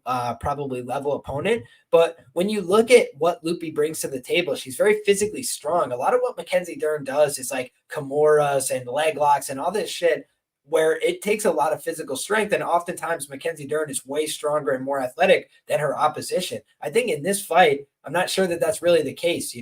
When you look at a girl like Lupita Godinez, she's 7-4 in the UFC. Her losses to Verna Jandiroba, which I think was mostly her making boneheaded decisions, but also Verna is a really underrated fighter, which I said before that fight at the time. And Verna gave MacKenzie a hard fight. But the problem for Verna in the MacKenzie matchup is that she can't use her best attribute, which is her jiu-jitsu, because MacKenzie is better arguably at jiu-jitsu. So she wasn't comfortable taking her down. So she had to box with MacKenzie. And then MacKenzie was willing to grapple with her if she needed to. And she also could land harder shots on the feet because she's a natural athlete and she loads up on her shots, to be frank. And then you just look at what Lupi brings to the table. She fights very close in a lot of these fights. The Angela Hill fight, MacKenzie treated Angela Hill like a walk in the park and just dominated her from pillar to post. You saw a very close fight between Lupi and Angela that she ended up losing on experience, on veteran savvy. I feel like she's done that a lot of times throughout her career. She's been a letdown and a disappointment, and they didn't book her on the Sphere card like she asked for. She's kind of been sidetracked in terms of some of those things. But on the other side, how much is the UFC invested in Dern at this point in her career, where she's probably getting a pretty big check, if I had to imagine, and she's really not winning a lot of these fights, and she's getting busted up. Does she want to stick around much longer? To your point, she's kind of got one foot back out the door towards jiu-jitsu by taking this super fight, very close proximity to a UFC matchup as well. But what would be better marketing for the CJI than if MacKenzie Dern went out there and submitted this chick in the first round? And honestly, the one thing that ultimately makes it so I can't bet Lupi in this fight, and I'll probably just pass on the fight overall, is that Lupi is the kind of girl to go out there and shoot on MacKenzie. She said it in this interviews and whatever that she did. I'm not afraid to take her down. That's just really foolish, right? Any coach would be telling you, sprawl, brawl, keep this upright, because MacKenzie Dern's striking is very rudimentary. You can win that fight. But what MacKenzie Dern does have is power. She's knocked down multiple women in the UFC. And she also has an ability to, on the ground, land a lot of punishing ground and pound when she gets there. She just hasn't done that throughout her whole career. It's been a recent addition to her game. I'd like to see her continue to do that. But I think that Narrative Nation is on the Lupi side. Again, that's why I don't feel compelled to bet either side of this fight. Lupi's sister is at the Olympics right now for wrestling. True. And I think that when you look at the Lupi side, she does have, some compelling things about herself. She's young. She's fought for a long time in the UFC's feeder organization, LFA, on her way up. And then she's in the UFC, had a ton of fights here, gotten a little bit more mature over the years. A lot of the fights that she's lost have been close competitive decisions. MacKenzie Dern, on the other hand, has been finished before. She's been hit with big shots. She's been hurt. She's been damaged in a lot of these fights. So I don't know that either one of these women are head and shoulders above each other right now. Pick them is probably fair. But again, plus 110, pretty marginal value, I feel, if anything, on the Lupita side. And I think if one person is to make a banana peel mistake and lose the fight, it's Lupi more than MacKenzie, just because of the liability. MacKenzie, you make one mistake, you could be finished, even if you're a good grappler. And meanwhile, we've seen Lupi hasn't really had a proclivity for finishing her UFC level opponents. All righty. Did you have anything you wanted to add on that one, my brother? No, it's a good fight. I think there's a few iterations. You could see the sprawl and brawl from Loopy, or Dern getting a sub, or a decision win just off positions. Hell yeah, my man. Well, next up, we've got a lightweight fight, and it's a battle of Ultimate Fighter winners. We've got Tough 13 winner Tony Ferguson taking on Tough 15 winner Michael the Maverick Chiesa.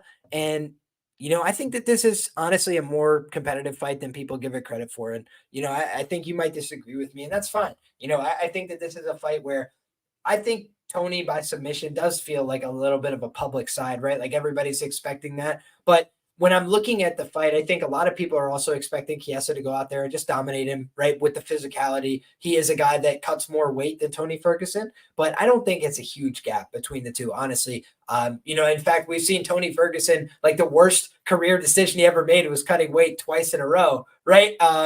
Before that fight. And kind of costing himself his optimal performance. But when you look at Tony Ferguson throughout the years, what he does offer in terms of his offense is he typically throws a lot of low kicks.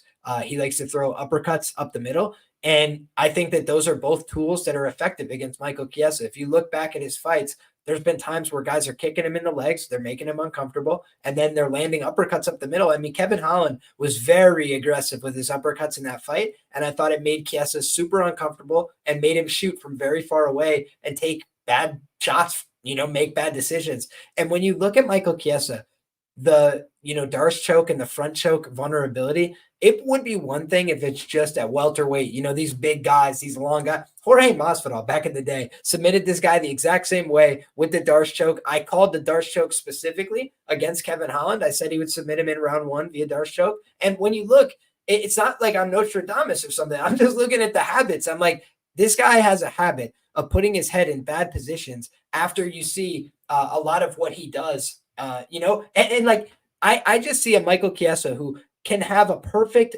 first go of it against Luque, right? Where he's out there getting every position he wants. He's out there dominating, back take. Looks like he's in a great spot.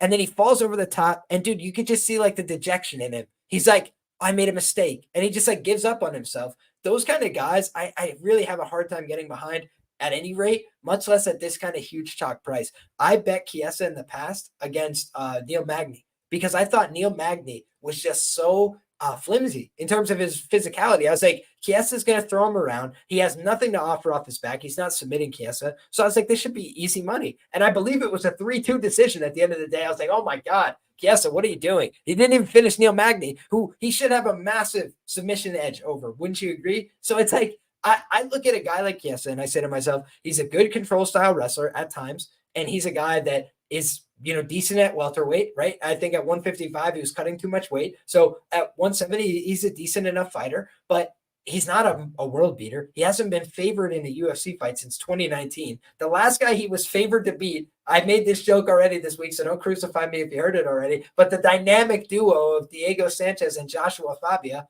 right? Like, it wasn't like he was favored against very high-level UFC opponents. So I think personally, when I look at this fight and I try and handicap it, I'm like, yeah, is Tony Ferguson probably a dog here? Yeah, he should definitely be a dog because his physicality has given up on him a little bit. I think if Chiesa is smart, he would go out there and throw, heavy low kicks from the outside, try and deaden the legs of Tony Ferguson, who does have kind of shot legs at this point in his career, and then try and take him down. And I think he could do that. But I also think that when you see, Bobby Green getting cleaned up in the first, minute and a half for 2 minutes against Paddy Pimblett, and this guy, Tony Ferguson, being willing to go through it for 15 full minutes against Paddy, it's a different kind of, energy from Tony. You have to put the guy out cold. I mean, Michael Chandler hit him with a front kick up the middle and slumped him face down.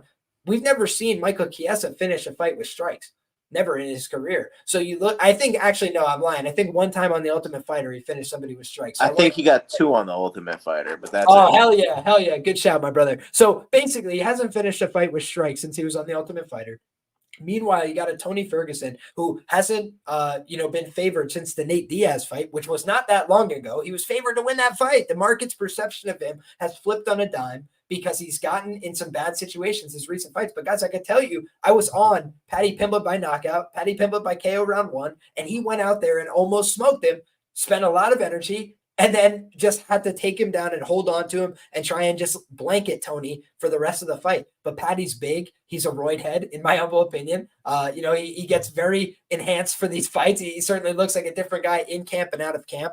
And he showed up ready to take down an older fighter and hold him down. These are two guys who are age contemporaries, who are both vulnerable to making bad decisions and getting exposed. So I just feel like a guy in Tony Ferguson who stopped more fights with strikes, a guy in Tony Ferguson who has shown the exact tools that can frustrate Chiesa, like low kicks, uppercuts, and dart strokes, and a guy who basically his whole goal in life now is to prove he can still get one more win and go out there and do it. And meanwhile, Michael Chiesa has another set of opportunities. Like there is no backup plan, I feel, for Tony Ferguson. Oh, put me on commentary. He's a loose cannon, right? This is like all in for him. So he said he's back to sparring. He's trying to do everything to put himself in the right position. At 40 years of age, there's not much he could do but go out there and try his damn best. And I honestly think Michael Chiesa is just a walking vulnerability who self-immolates in a lot of his losses. So for me, Michael Chiesa minus 250, sure.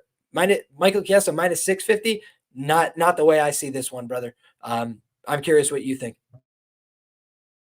My problem with Tony is just I think he's going to get put on his back here.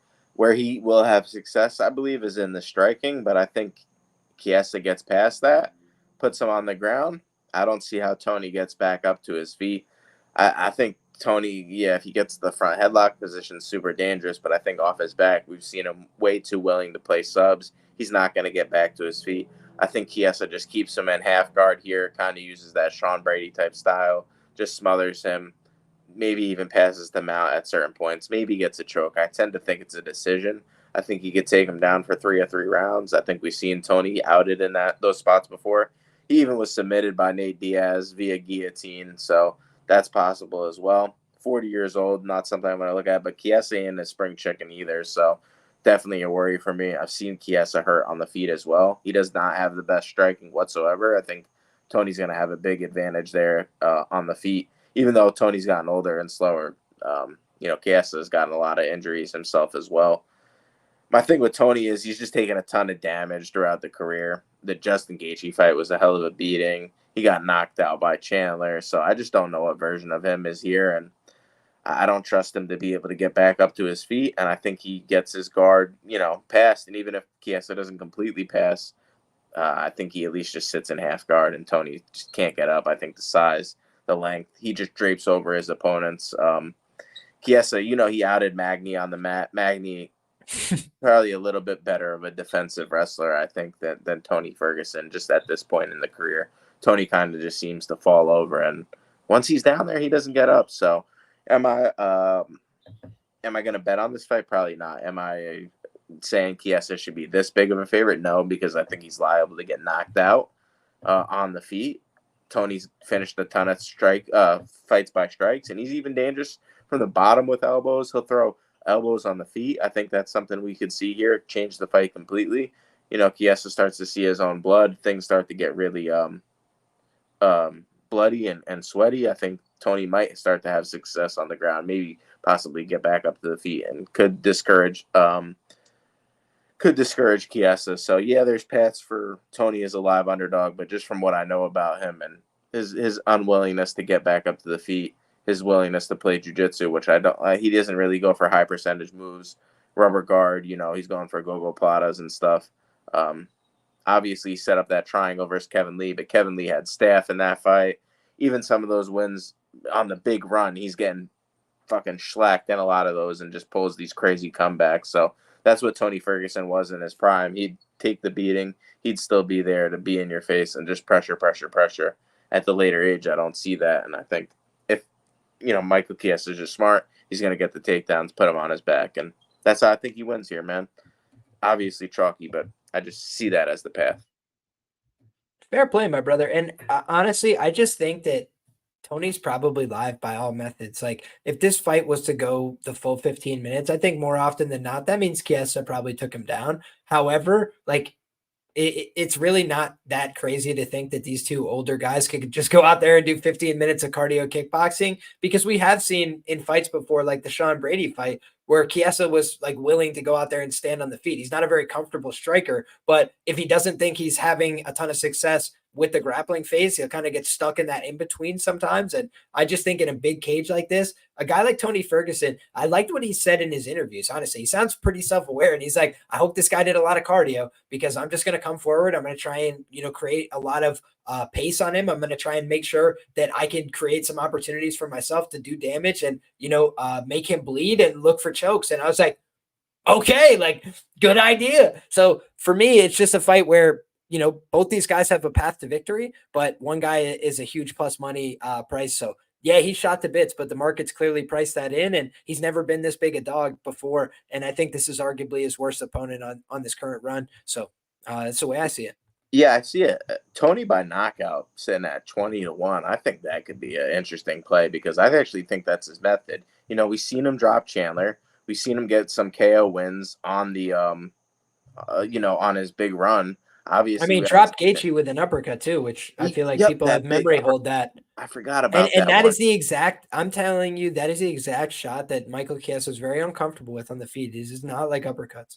He can see straight linear shots, but he is always looking to duck in for takedowns, and the uppercuts kind of intercept him. So, and power's the last thing to go at the end of the day. Like, I think, Tony could stay in there. And he knocked Bobby Green off his feet. My memory roll is just like going through his fight tape. And I'm like, yeah, he knocked down a couple people on this recent run, even though he hasn't had that much success finishing or even winning rounds. He has been dropping people, hurting people a little bit. Yeah, and it's when guys are taking him down and putting him down there that they're having success, right? We even saw the, the Dariush fight.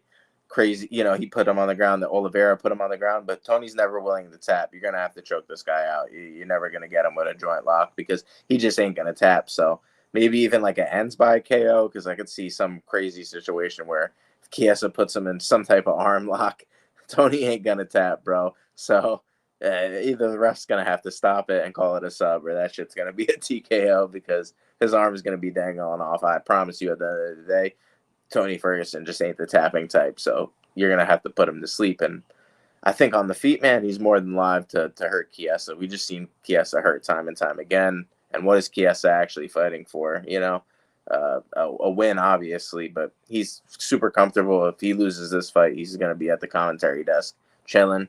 No big deal. And Tony's another A-side underdog. Talked about that a little bit earlier as well with Yahya. I think Tony, is obviously the more popular fighter here. If he gets a win here, the UFC has an excuse to keep him around, a good, fun fighter, even at this late age. And, yeah, I could see the argument for him to win, but I just think more often than not he's going to have to get a KO because it goes to the decision. I see him getting it done, and obviously, everybody's saying the sub, but I don't know. I don't really trust Tony's jiu-jitsu at this stage compared to the old days. Fair enough, my brother. I just want to say, if I do end up betting Tony Ferguson here, I will be risking my perfect record on Michael Chiesa money line. So it's a big decision for me, but we'll see how it ends up shaking out before all is said and done. I had Sean Brady at chalk, and then I had Michael Chiesa at plus money against Neil Magny. So done well so far. Let's see how we do on the next one. And by the way, guys, I had Charlie Olives, right, at plus 140 against Tony Ferguson for multiple units. That was a absolutely insane line in hindsight. And if they were to fight again today, Charles would be minus 1,000. Yeah, dog. Beneil Dariush minus 170. That was a good cash as well.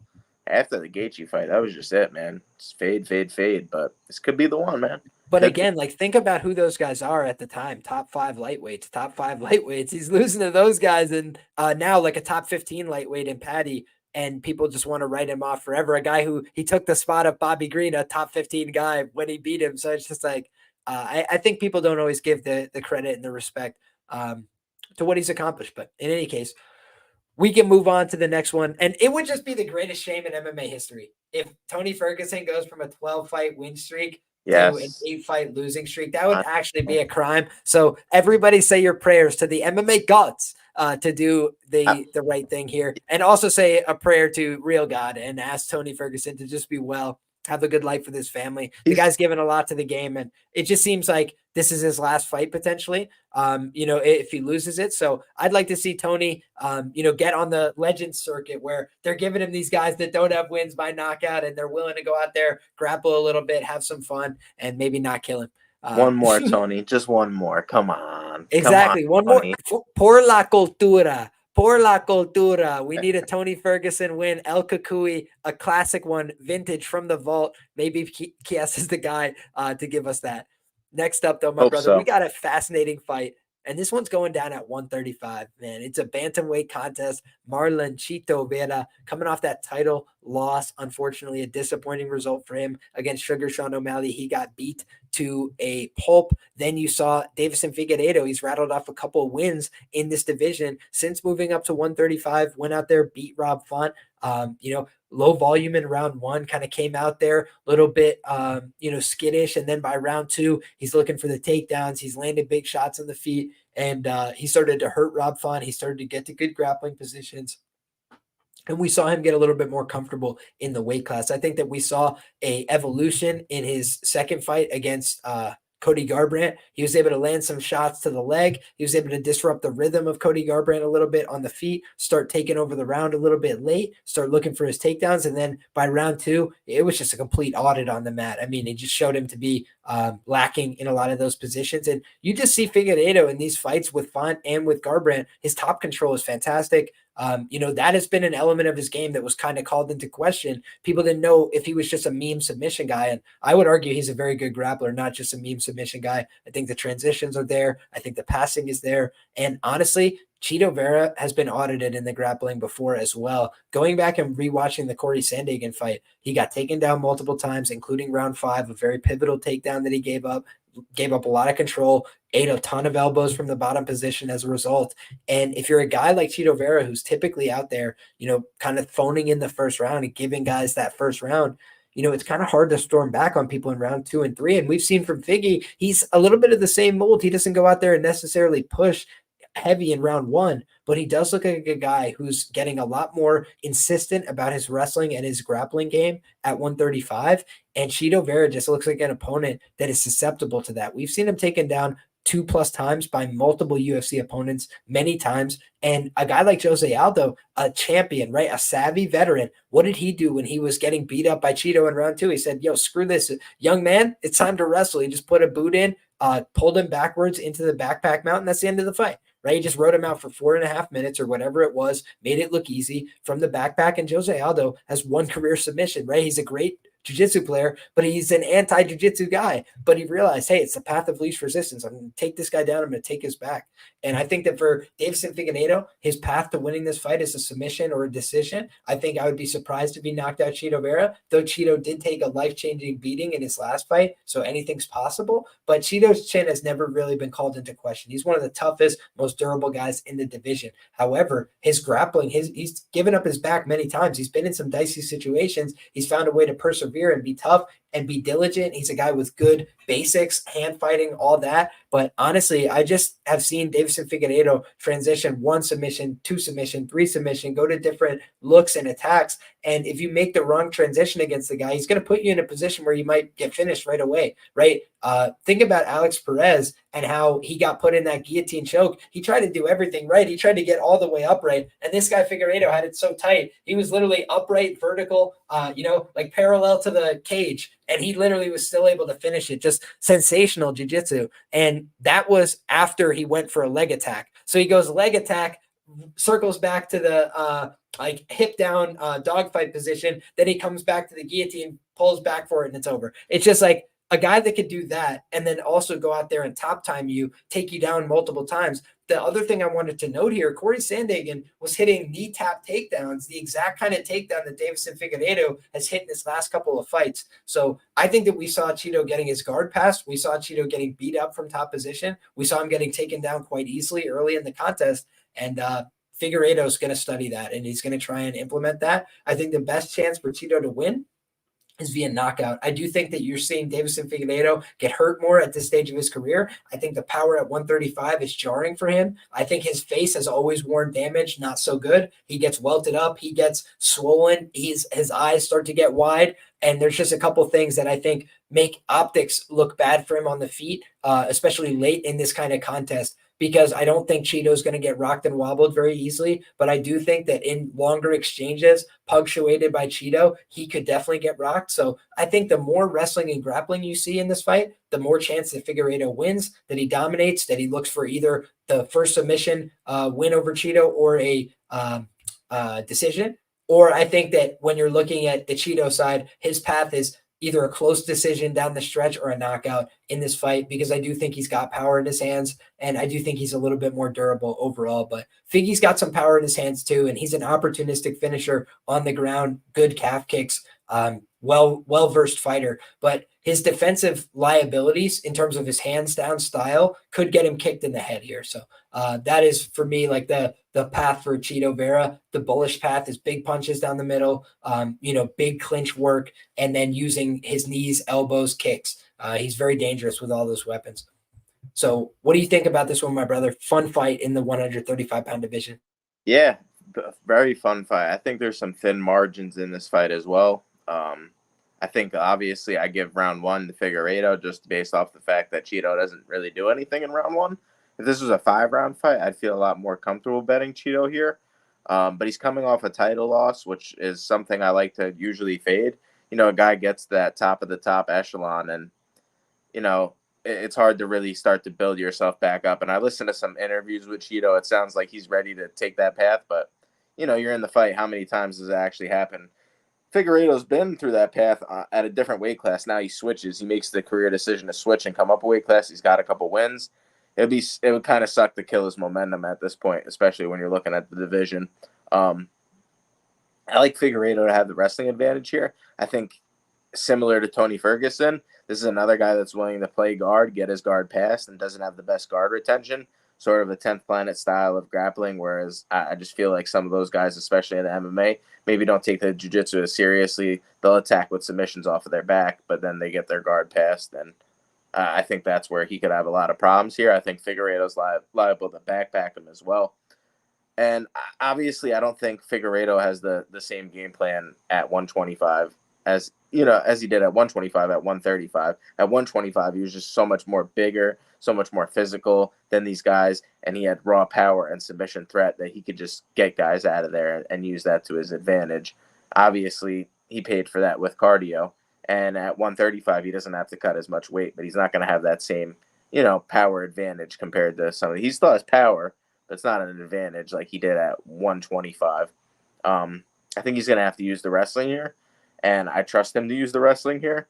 He's going to have success, I think, but if he doesn't finish him in 1-2, Cheeto's going to be coming in strong in round 3, and that's when things get really dicey for Deiveson Figueiredo. But use the grappling, use the upside there, and yeah, I think he's live for a submission possibly. He could be the first guy to finish Cheeto with that, but I think more often than not, it's the chalky path of the decision, and I like Figueiredo to get the job done here. I think he uses the grappling, and if not, Cheeto probably going to have some good success on the feet. So at that point, I'd line it at -110. So I got to go with the grappling. I give durability to Cheeto, but I don't think it's going to matter here. So if it's on the ground, and that's it. I got Figueiredo to get it done. Yeah, fair enough, my brother. And I'm just looking back. Deiveson Figueiredo, 6-2 as a UFC favorite. He's been a fantastic betting commodity overall, 12-3 over the course of his UFC run with a 55.4% ROI over a huge sample. So he's just been an excellent, betting commodity at the window. But largely the same thing could be said of Cheeto Vera, 15-8 overall in the promotion for a 22% ROI, and as an underdog in particular. 4-6, 8% ROI. So he's gone out there and he's done pretty well for people, but he's been a little bit inconsistent. And in this underdog role, he's actually been a little bit less profitable and productive than as a favorite in the UFC for whatever it's worth. So I think it's a fun fight, good scrap, but ultimately we lean the same way on this one, man. We're just leaning a little bit more towards the grappling pedigree of a guy like Davison Figueiredo and the potential letdown spot of a post-title opportunity for a guy like Marlon Chito Vera. It's now or never for Figueiredo too, man. 36 years old, and we've seen him go up. We've seen Chito go up against these older guys and get knockouts, but he's losing some of these fights, and he's got a really style where he has to put it on in round 3 because I believe he was losing Edgar and losing a Cruz as well, who are also older guys. So it's not impossible for Figueiredo to get the job done here, even though he's a little bit older. Yeah, I think he gave up 4 minutes of control to Frankie Edgar, 7+ minutes of control to Cory Sandhagen. So there's definitely been a bunch of fights where he was neutralized on the mat, even by some older fighters, some top guys in the division. Like a variety of opponents have taken advantage of him. I think even Guido Canetti recorded 2 takedowns on him in the past. So it's been a consistent struggle for him throughout his career.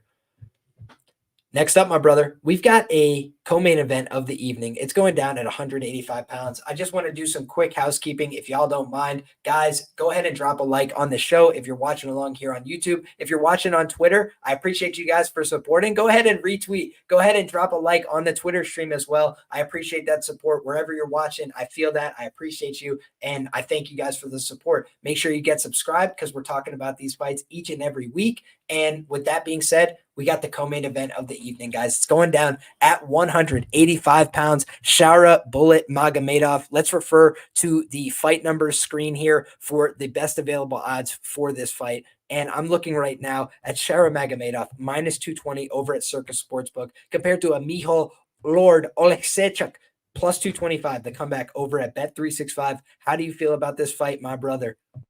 Yeah, I think Michal is a live underdog, and obviously everybody's going to be saying that he's training out of his garage, which I think is a real thing. He did just get his arm hyperextended, but I don't think there was any structural damage. So how do I really factor that end of the line? I think that at the end of the day, this is a striking matchup. Neither guy's going to grapple. If anyone's going to grapple, it's going to be Michal, and he's not going to have success because I think Shara Magomedov does the right things to, get back up to the feet versus a guy like Michal, who's not the top control guy. Like, if anything, Michal's getting subbed left, right, and center. He's going to following guys like Kevin Holland to the ground, which was an idiotic move. He had him hurt. And then, if you're able to hurt a guy like Kevin Holland, I think you're able to hurt a guy like Shara Magomedov, who is just unproven to me at this point. He's hittable on the feet, I think, as well. He's got a great kicking game, but not really the best hands. I think Michal's live for an early finish. We've seen the Polish power from him. And I think even the later this fight goes, the pressure and the forward movement of Michal Oleksiejczuk could give Shara a lot of problems. Shara's a great kicker, but he had trouble versus Tricoli, who he was a huge favorite in that fight. You're not really able to finish him later in that fight. That shows me, maybe you don't cover those big price tags as a big favorite, and that would scare me as well. Bruno Silva was a good UFC debut, but we don't really know where Bruno Silva's at this point of his career. Yeah, and Bruno Silva was he had to take the fight to the ground, but Bruno Silva doesn't have the same forward pressure style as Michal Oleksiejczuk. I do worry about the body kicks, though, for Shara Magomedov. I think that's going to be live. We've seen Michal hurt to the body.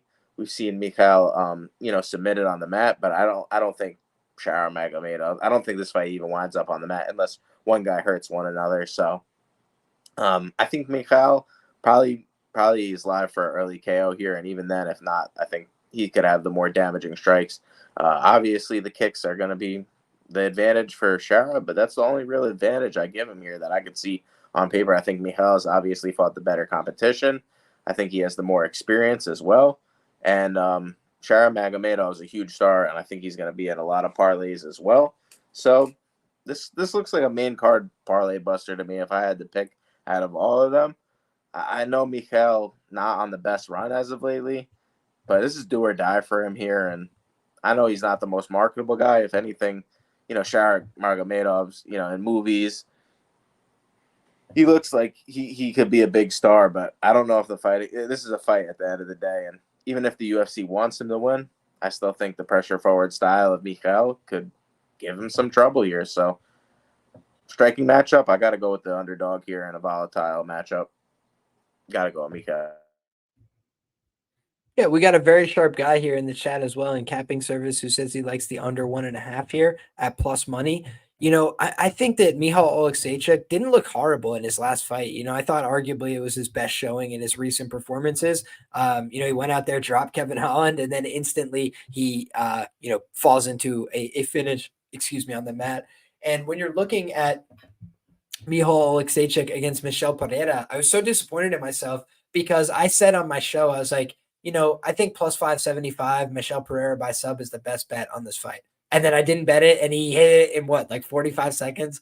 Then you look at the next fight, and I bet Kevin Holland at submission, the ends by submission there, and Kevin submits him with the armbar pretty early. But you saw in that fight, like the will to win is still there for Michal Oleksiejczuk. Like a lot of guys would have tapped as soon as their arms started getting extended like that, and he was getting pretty extended.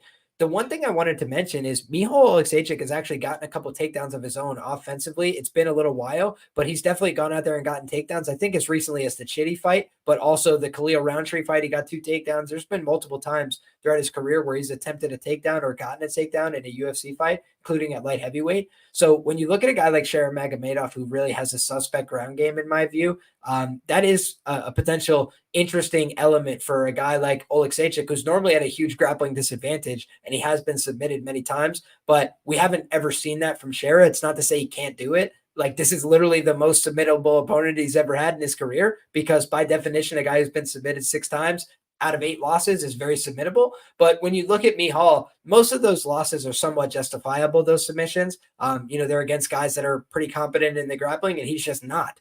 And then you look at, he's a purple belt. That's why he's not competent as a black belt who's dominating him physically and a better wrestler. But I think of a guy like Shera as a guy who wants to strike and he wants to be long with the kicks. Michal is a guy who wants to box. He wants to get close and strike. And so either one of these guys I could see landing a knockdown to the point of my guy Capping Service, the under 1.5. I think that Michal is going to come forward. He's going to try and throw. He's going to try and swing. He's a very aggressive fighter. He doesn't have a lot of fear.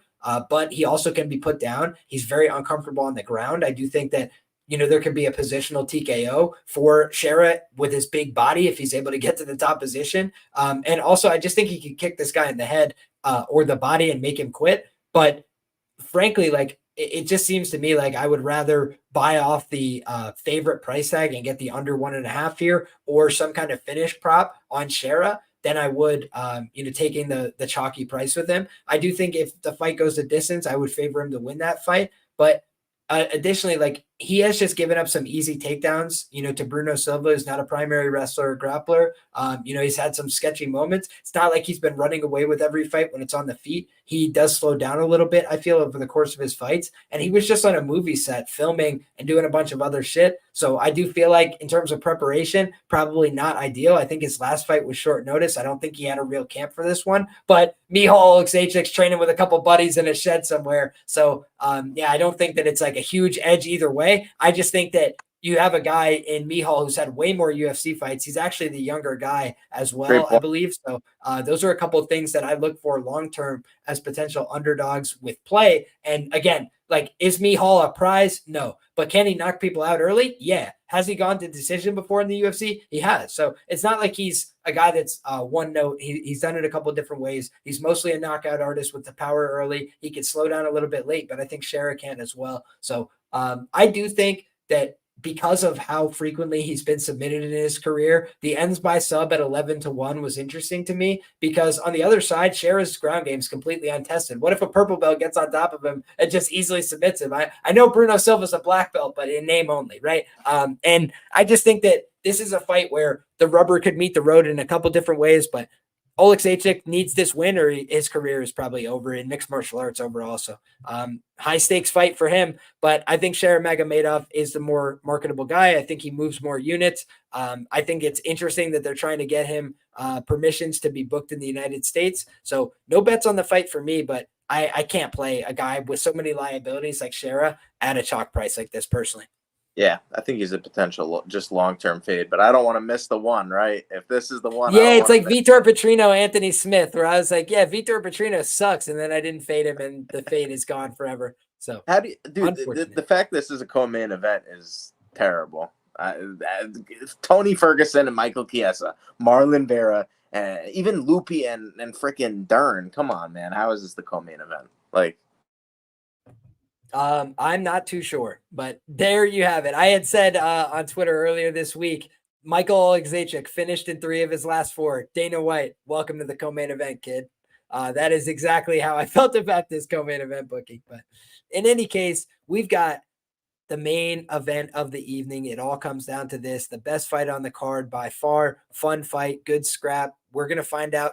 Talking about the rubber meets the road. Umar Nurmagomedov, 17-0. Never lost a fight. Talk about the career highlights for this kid. He went out there and knocked out Hani Barcelos. Not easy to do. Beat Beksat Almakan, a very talented fighter from the regional scene, but albeit on short notice, a little bit of an asterisk there. Did get clipped in round 1. That's the big concern, I think, coming into this fight. You look at the Nate Maness fight, went out there, dominated via decision. Brian Kelleher easily took him down, put him away from the back take. Beautiful work there. Beat Sergey Morozov, a fine win. Doesn't really tell me a ton, but his best win pre-UFC, no doubt about it. Said Yakub Kakramanov, a great win, has aged very well. I think that was back on the PFL Challenger Series. Yeah, it was. PFL Challenger Series back in 2018. So Umar has been good for a long time. Don't let people confuse you and say he's not good. He hasn't been able to get easy, consistent bookings, but he's also a guy that's pulled out of some fights. So that's something that cuts both ways, right? He's definitely a guy that part of the booking and scheduling problems have been on his end, but the other part has been not everybody wants to fight this guy. Certainly not on short notice. Certainly not, with suboptimal circumstances, because he's got crazy top pressure. He's got an ability to go out there, pin people to the mat. He has good back control. He's got a good ability, to threaten with his submissions. But ultimately, I did see enough holes in the Beksat fight that I would be a little bit cautious before laying the huge price here. I do think he's got all the makings of a future world champion. But when you look at Beksat, what Beksat was able to do is several times he was able to create explosions from bottom and work his way back up to his feet. I think Umar's consistency with the wrestling is his best attribute. When he got hurt in that fight, he wrestled. When he got, the guy got back up to his feet, he wrestled. Like, he just sticks to his game plan, sticks to the script, but it's very hard to do that over 25 minutes. We don't know what his cardio looks like over 25 minutes. We do know that he was huffing and puffing a little bit after the Beksat win, but that was a really high-paced fight. There's no shame in that. It just says, Cory Sandhagen trains at altitude. He's fought 5 rounds many times before. He's done it in wrestling-intensive fights on offense and on defense. So that was the the Dillashaw fight on defense. The offensive fights against Rob Font and Chito Vera, he went out there and just wrestled the whole time. So for me, there's interesting elements to this main event. You got a guy in Sandhagen who's very good with his distance management. He uses his intercepting strikes, his knees, his uppercuts, his elbows. He does a lot of things that are damaging to people. He stopped, a fight with basically cut stoppage against Song Yadong, just busted him up so much the doctor had to intervene because of the elbows. And against Chito Vera, Chito really does a great job not showing damage, but Chito got busted up in that fight. He got his ass whooped. He got taken down multiple times. And guys, in the first round, Chito was literally getting assaulted like he stole something from Cory Sandhagen. Like, he took him down, passed his guard, and just beat the shit out of him with elbows pretty relentlessly against the fence. So I think that what I've seen from Cory Sandhagen is he's evolved over time. He's gotten more intense out of the opening bell. That was the biggest problem against Aljamain Sterling. He came out flat like a 2-day-old soda, and then Aljamain Sterling was like, "Get on the ground, young man," and choked him instantly. That was really, easy win for him. But then when I'm looking at a Cory Sandhagen in his more recent fights, he's definitely shown that offensive grappling has been a part of his winning strategy. So he's working on his grappling. He's improving in those phases. But ultimately, you look at the guy's track record over time. Yuri Alcantara almost broke his arm. He's been in several deep submission attempts over the course of his UFC career. He went for a catastrophic heel hook against TJ Dillashaw, injured his knee, visibly on television. And then he was still not able to put him away. He was still not able to break out of a lot of the grappling sequences. And sometimes he just gets stuck in these positions where it's just negative, where he's stuck in a rear waist cinch 2 minutes at a time. And Umar will chip away. Umar will try and drag you back to the mat. If you give up the back, he will try and body triangle you and hold it for as long as he possibly can, suck the life out of you, suck the will to win out of you. And I think the crowd's going to be behind him, even if he's doing all that. So for me, it's a tricky fight to call. I can see the path for both guys. You're having to pay steep chalk on Umar here. It is a discount from his previous fights, though, just like Shara, right? Shara was a bigger favorite both his previous fights. Umar's been a bigger favorite in all his previous fights. He's done very well across those fights. But Cory Sandhagen has only been a dog of this size, I believe, one time in his career against Petr Yan. He did lose that fight for whatever it's worth. But he's 2-2 as a dog. He's done just fine in this category. So it's a fun fight. It's a good scrap. I'm curious what your thoughts are on the main event, my brother. For me, it's a hard one to call, but I have to favor Umar on the fact that he's an undefeated fighter. He finds a way to win, and he's got that dominant grappling style that can really eliminate variance. However, I've seen enough from the Bexat fight to know he could lose position. He could get clipped on the feet. So how do you feel? It's a big show-me spot for sure for Umar, man. Back to that TJ Dillashaw fight, he hurts his leg there, and then he said after that fight that his plan was to take the back of Cory Sandhagen. And Cory likes to give up the back to get back to the feet. Umar Nurmagomedov, he's not going to rush to take the back, but he will break you down to a hip. He will start to get the hooks in, and he has a process that he can use that he'll just get to the back. And we've seen it time and time again. Aljamain was able to take the back. Who are the other guys that are actually going to threaten that? Marlon Vera ain't doing it. Rob Font ain't doing it. So we really haven't seen it from Cory Sandhagen, those improvements. And now he's facing a guy in Umar Nurmagomedov who has, the ceiling is unlimited there. I actually think Bexat is a good fighter. Maybe not the Cory Sandhagen level, but good grappler. And I think that's the problem here is where TJ Dillashaw wasn't able to put in the hooks because of the leg injury. I think Umar Nurmagomedov might be able to put in the hooks, Liam. I think he might be able to break him down with that 2-on-1 wrist ride. I think he might be able to get to top half guard and hold Cory down in certain positions. Cory's got some good submission threats himself. I believe he even hit a flying knee to a inverted triangle before that heel hook situation. So the guy's dangerous from everywhere, man. And don't count the guy out. Not for 1 second, but Song had him in some spots as well. That's a great point. If you throw out the Aljo fight, yeah, but it happened there, so you can't say that. And I think this could just be one of those situations where Cory has his moments, but is just a value loser at the end of the day. We've seen him in close split decisions where the judges don't give it to him. Even somehow a judge gave Marlon Vera a scorecard there. How dare he? That guy should be shot and hung, dude. So Cory's just, somehow finds ways to get into these close fights. And Umar obviously has not fought in this level of competition. Shout out to Cory Sandhagen. I'm kidding, of course, by the way, guys. Don't cancel me over that. I'm just messing around. Dog, I thought that was obvious, but you got to say it just in case. No, right? dude, in 2024, bro, everybody needs a clarification. So I'm happy to provide it. I don't actually wish death upon these people. I hope everybody lives happily ever after, but I'm just making a joke. I mean, he should at least be investigated, right? I think we could all agree on that. I agree with you, but we did see it. I actually kind of think that's also affecting the over-under. I think this could go over. I think we've seen a lot of Cory fights go over. The Song Yadong fight, if you take out that elbow, it goes over. Obviously, he's dangerous with the flying knees. I think Umar is going to be aware of that. If you watch the Cory film, he should know that as well. Both guys very durable. We even seen Umar dropped and hit in the fight and able to get through it. He obviously got the knockdown versus Ronnie Barcelos.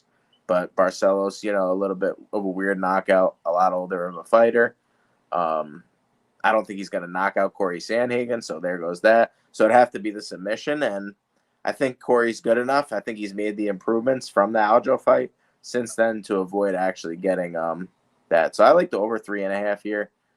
Generally, when it comes to 3.5s, it's a tough one, but I actually think this fight could go the distance. I like Umar to get his grappling going.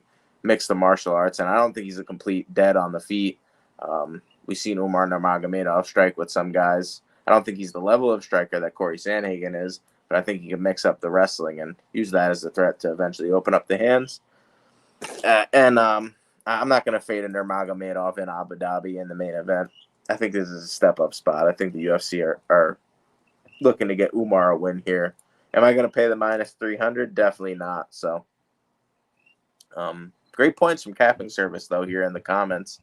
I just think this is a show me spot for Umar, but I lean him to win the fight using his wrestling, using the positions that TJ Dillashaw was able to get, who's not even close to a grappler as Umar, when I look at the styles.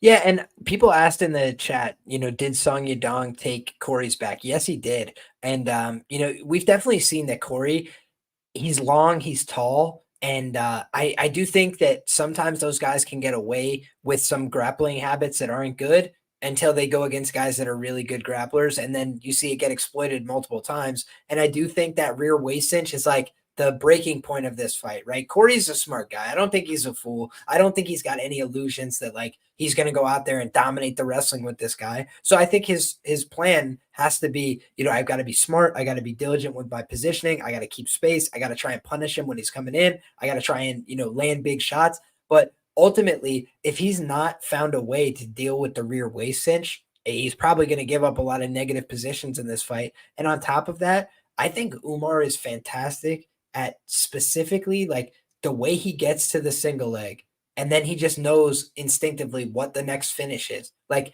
he gets to the single, and a lot of guys like in MMA, they wrestle the single until they die. Like either the single works or I'm going to get elbowed to death or I'm going to drop to my knees and give up position. Like they're selling out for one takedown. And I think that what you see a lot from Umar is he goes for a shot and then goes, okay, they're sprawling, so I'm going to go double leg. They're doing this, so I'm going to do this. And he just has the next right answer in the wrestling phase. So he got dropped and hurt in that one fight. And then all of a sudden he grabs the leg of Beksa, pulls it in, passes the guard. Like not only the takedown, it's just like right away to a dominant position, make you start reacting right away. And I think that's what the Nurmagomedov clan does really well is they force you into defensive reactive positions all throughout the fight. And the one thing is Cory is not a wrestler in his heart, right? And wrestlers in their heart do not want to give up takedowns. They do not want to give up bad positions. They don't want to let somebody stand behind them and hold on to their rear waist cinch. But Cory's kind of like, I'll throw elbows. I'll be clever. I'll look for some jiu-jitsu. I'll try and find these little moments. And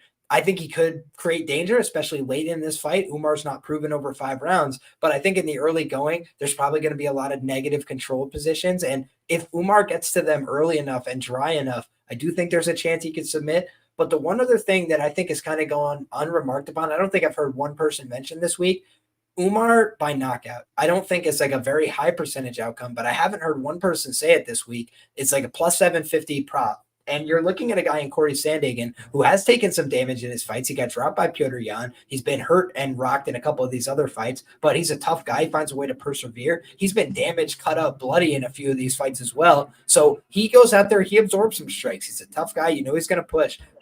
Here's the one problem is I always have said, if you can think somebody's going to be in dominant enough position to win the fight by sub, then they're in dominant enough positions that they can win the fight by knockout or TKO because they can just stretch the guy, force them into a defensive posture, and end the fight with strikes when the person can't defend. So, yeah, maybe the person's conscious and aware and trying their best, but the defense of covering your head with both hands is not very intelligent, so they stop the fight anyway. And I think of a guy like Umar as a guy who showed pretty good ground and pound against Beksa. He just wasn't able to put him away. So fun fight, good scrap. Anything else you want to add, my brother?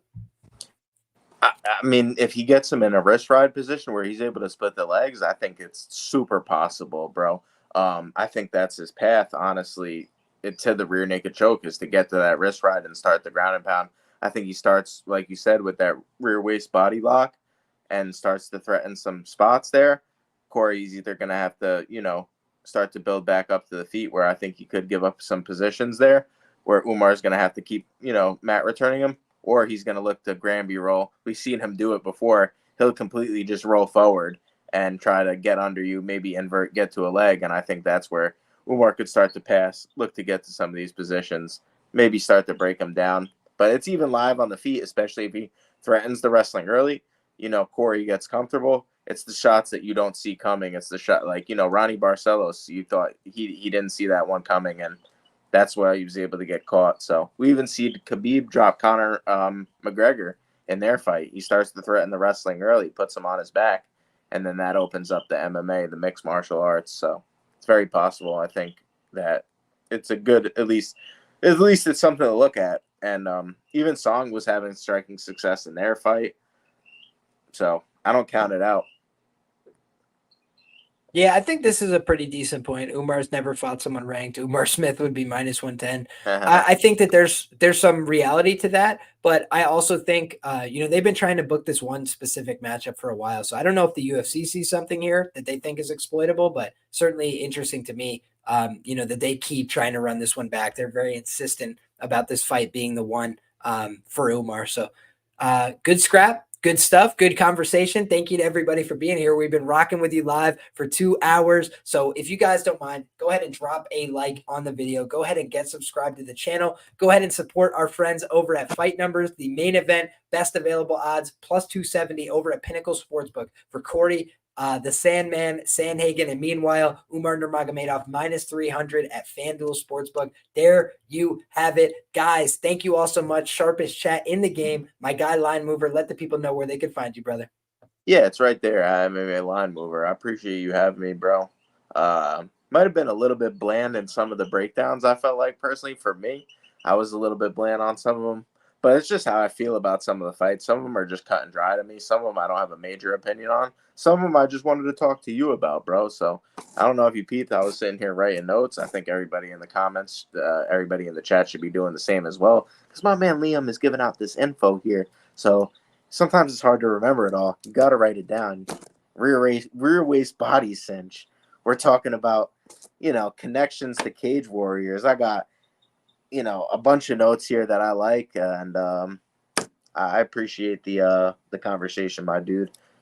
Hopefully we get this money here, and never fade a Mohammad in the desert. That's all I'm going to say. I believe in that premise as well, my brother. Thank you guys all so much for being here. If you guys are looking for more from me, I have put out a bunch of information on Patreon. I make a navigation document every week to just try and compile all my notes that I have on these fighters already, as well as any resources I make throughout the week. So if you're looking for more information, that's all down in the description box below. Like I said, our friends over at Fight Numbers, you can support them and the team. Not only do you get access to all the resources, like I mentioned, including, the odds screened live during the fights when you're trying to look for the best available live number. But in addition to that, guys, you also get the bets from them. So if you're looking to get a little bit more of feedback from sharp handicappers like my guy Pepe Sylvia, one of the common friends of this show in the past, as well as other great guests, Ozzy, Evan, and John Kelly, a great individual, great human being, just got hired to a real job in the industry as well. If you ever needed to know somebody's legit as it gets in the DraftKings space, he's not only won contests before, but he's also literally gotten hired by Underdog Fantasy, I believe, because they're looking for his expertise in these markets. So fascinating group of guys, cool program that they're offering, and a great service with a lot of great features. So if you're looking for more information on that, it's in the description box below. That's it. You're done. Thank you, everybody. UFC Abu Dhabi. I hope it's a good one for you. God bless you all. Good luck with all your bets, and come back for the next conversation because we're doing it all again. Enjoy those weigh-ins, guys. Take care.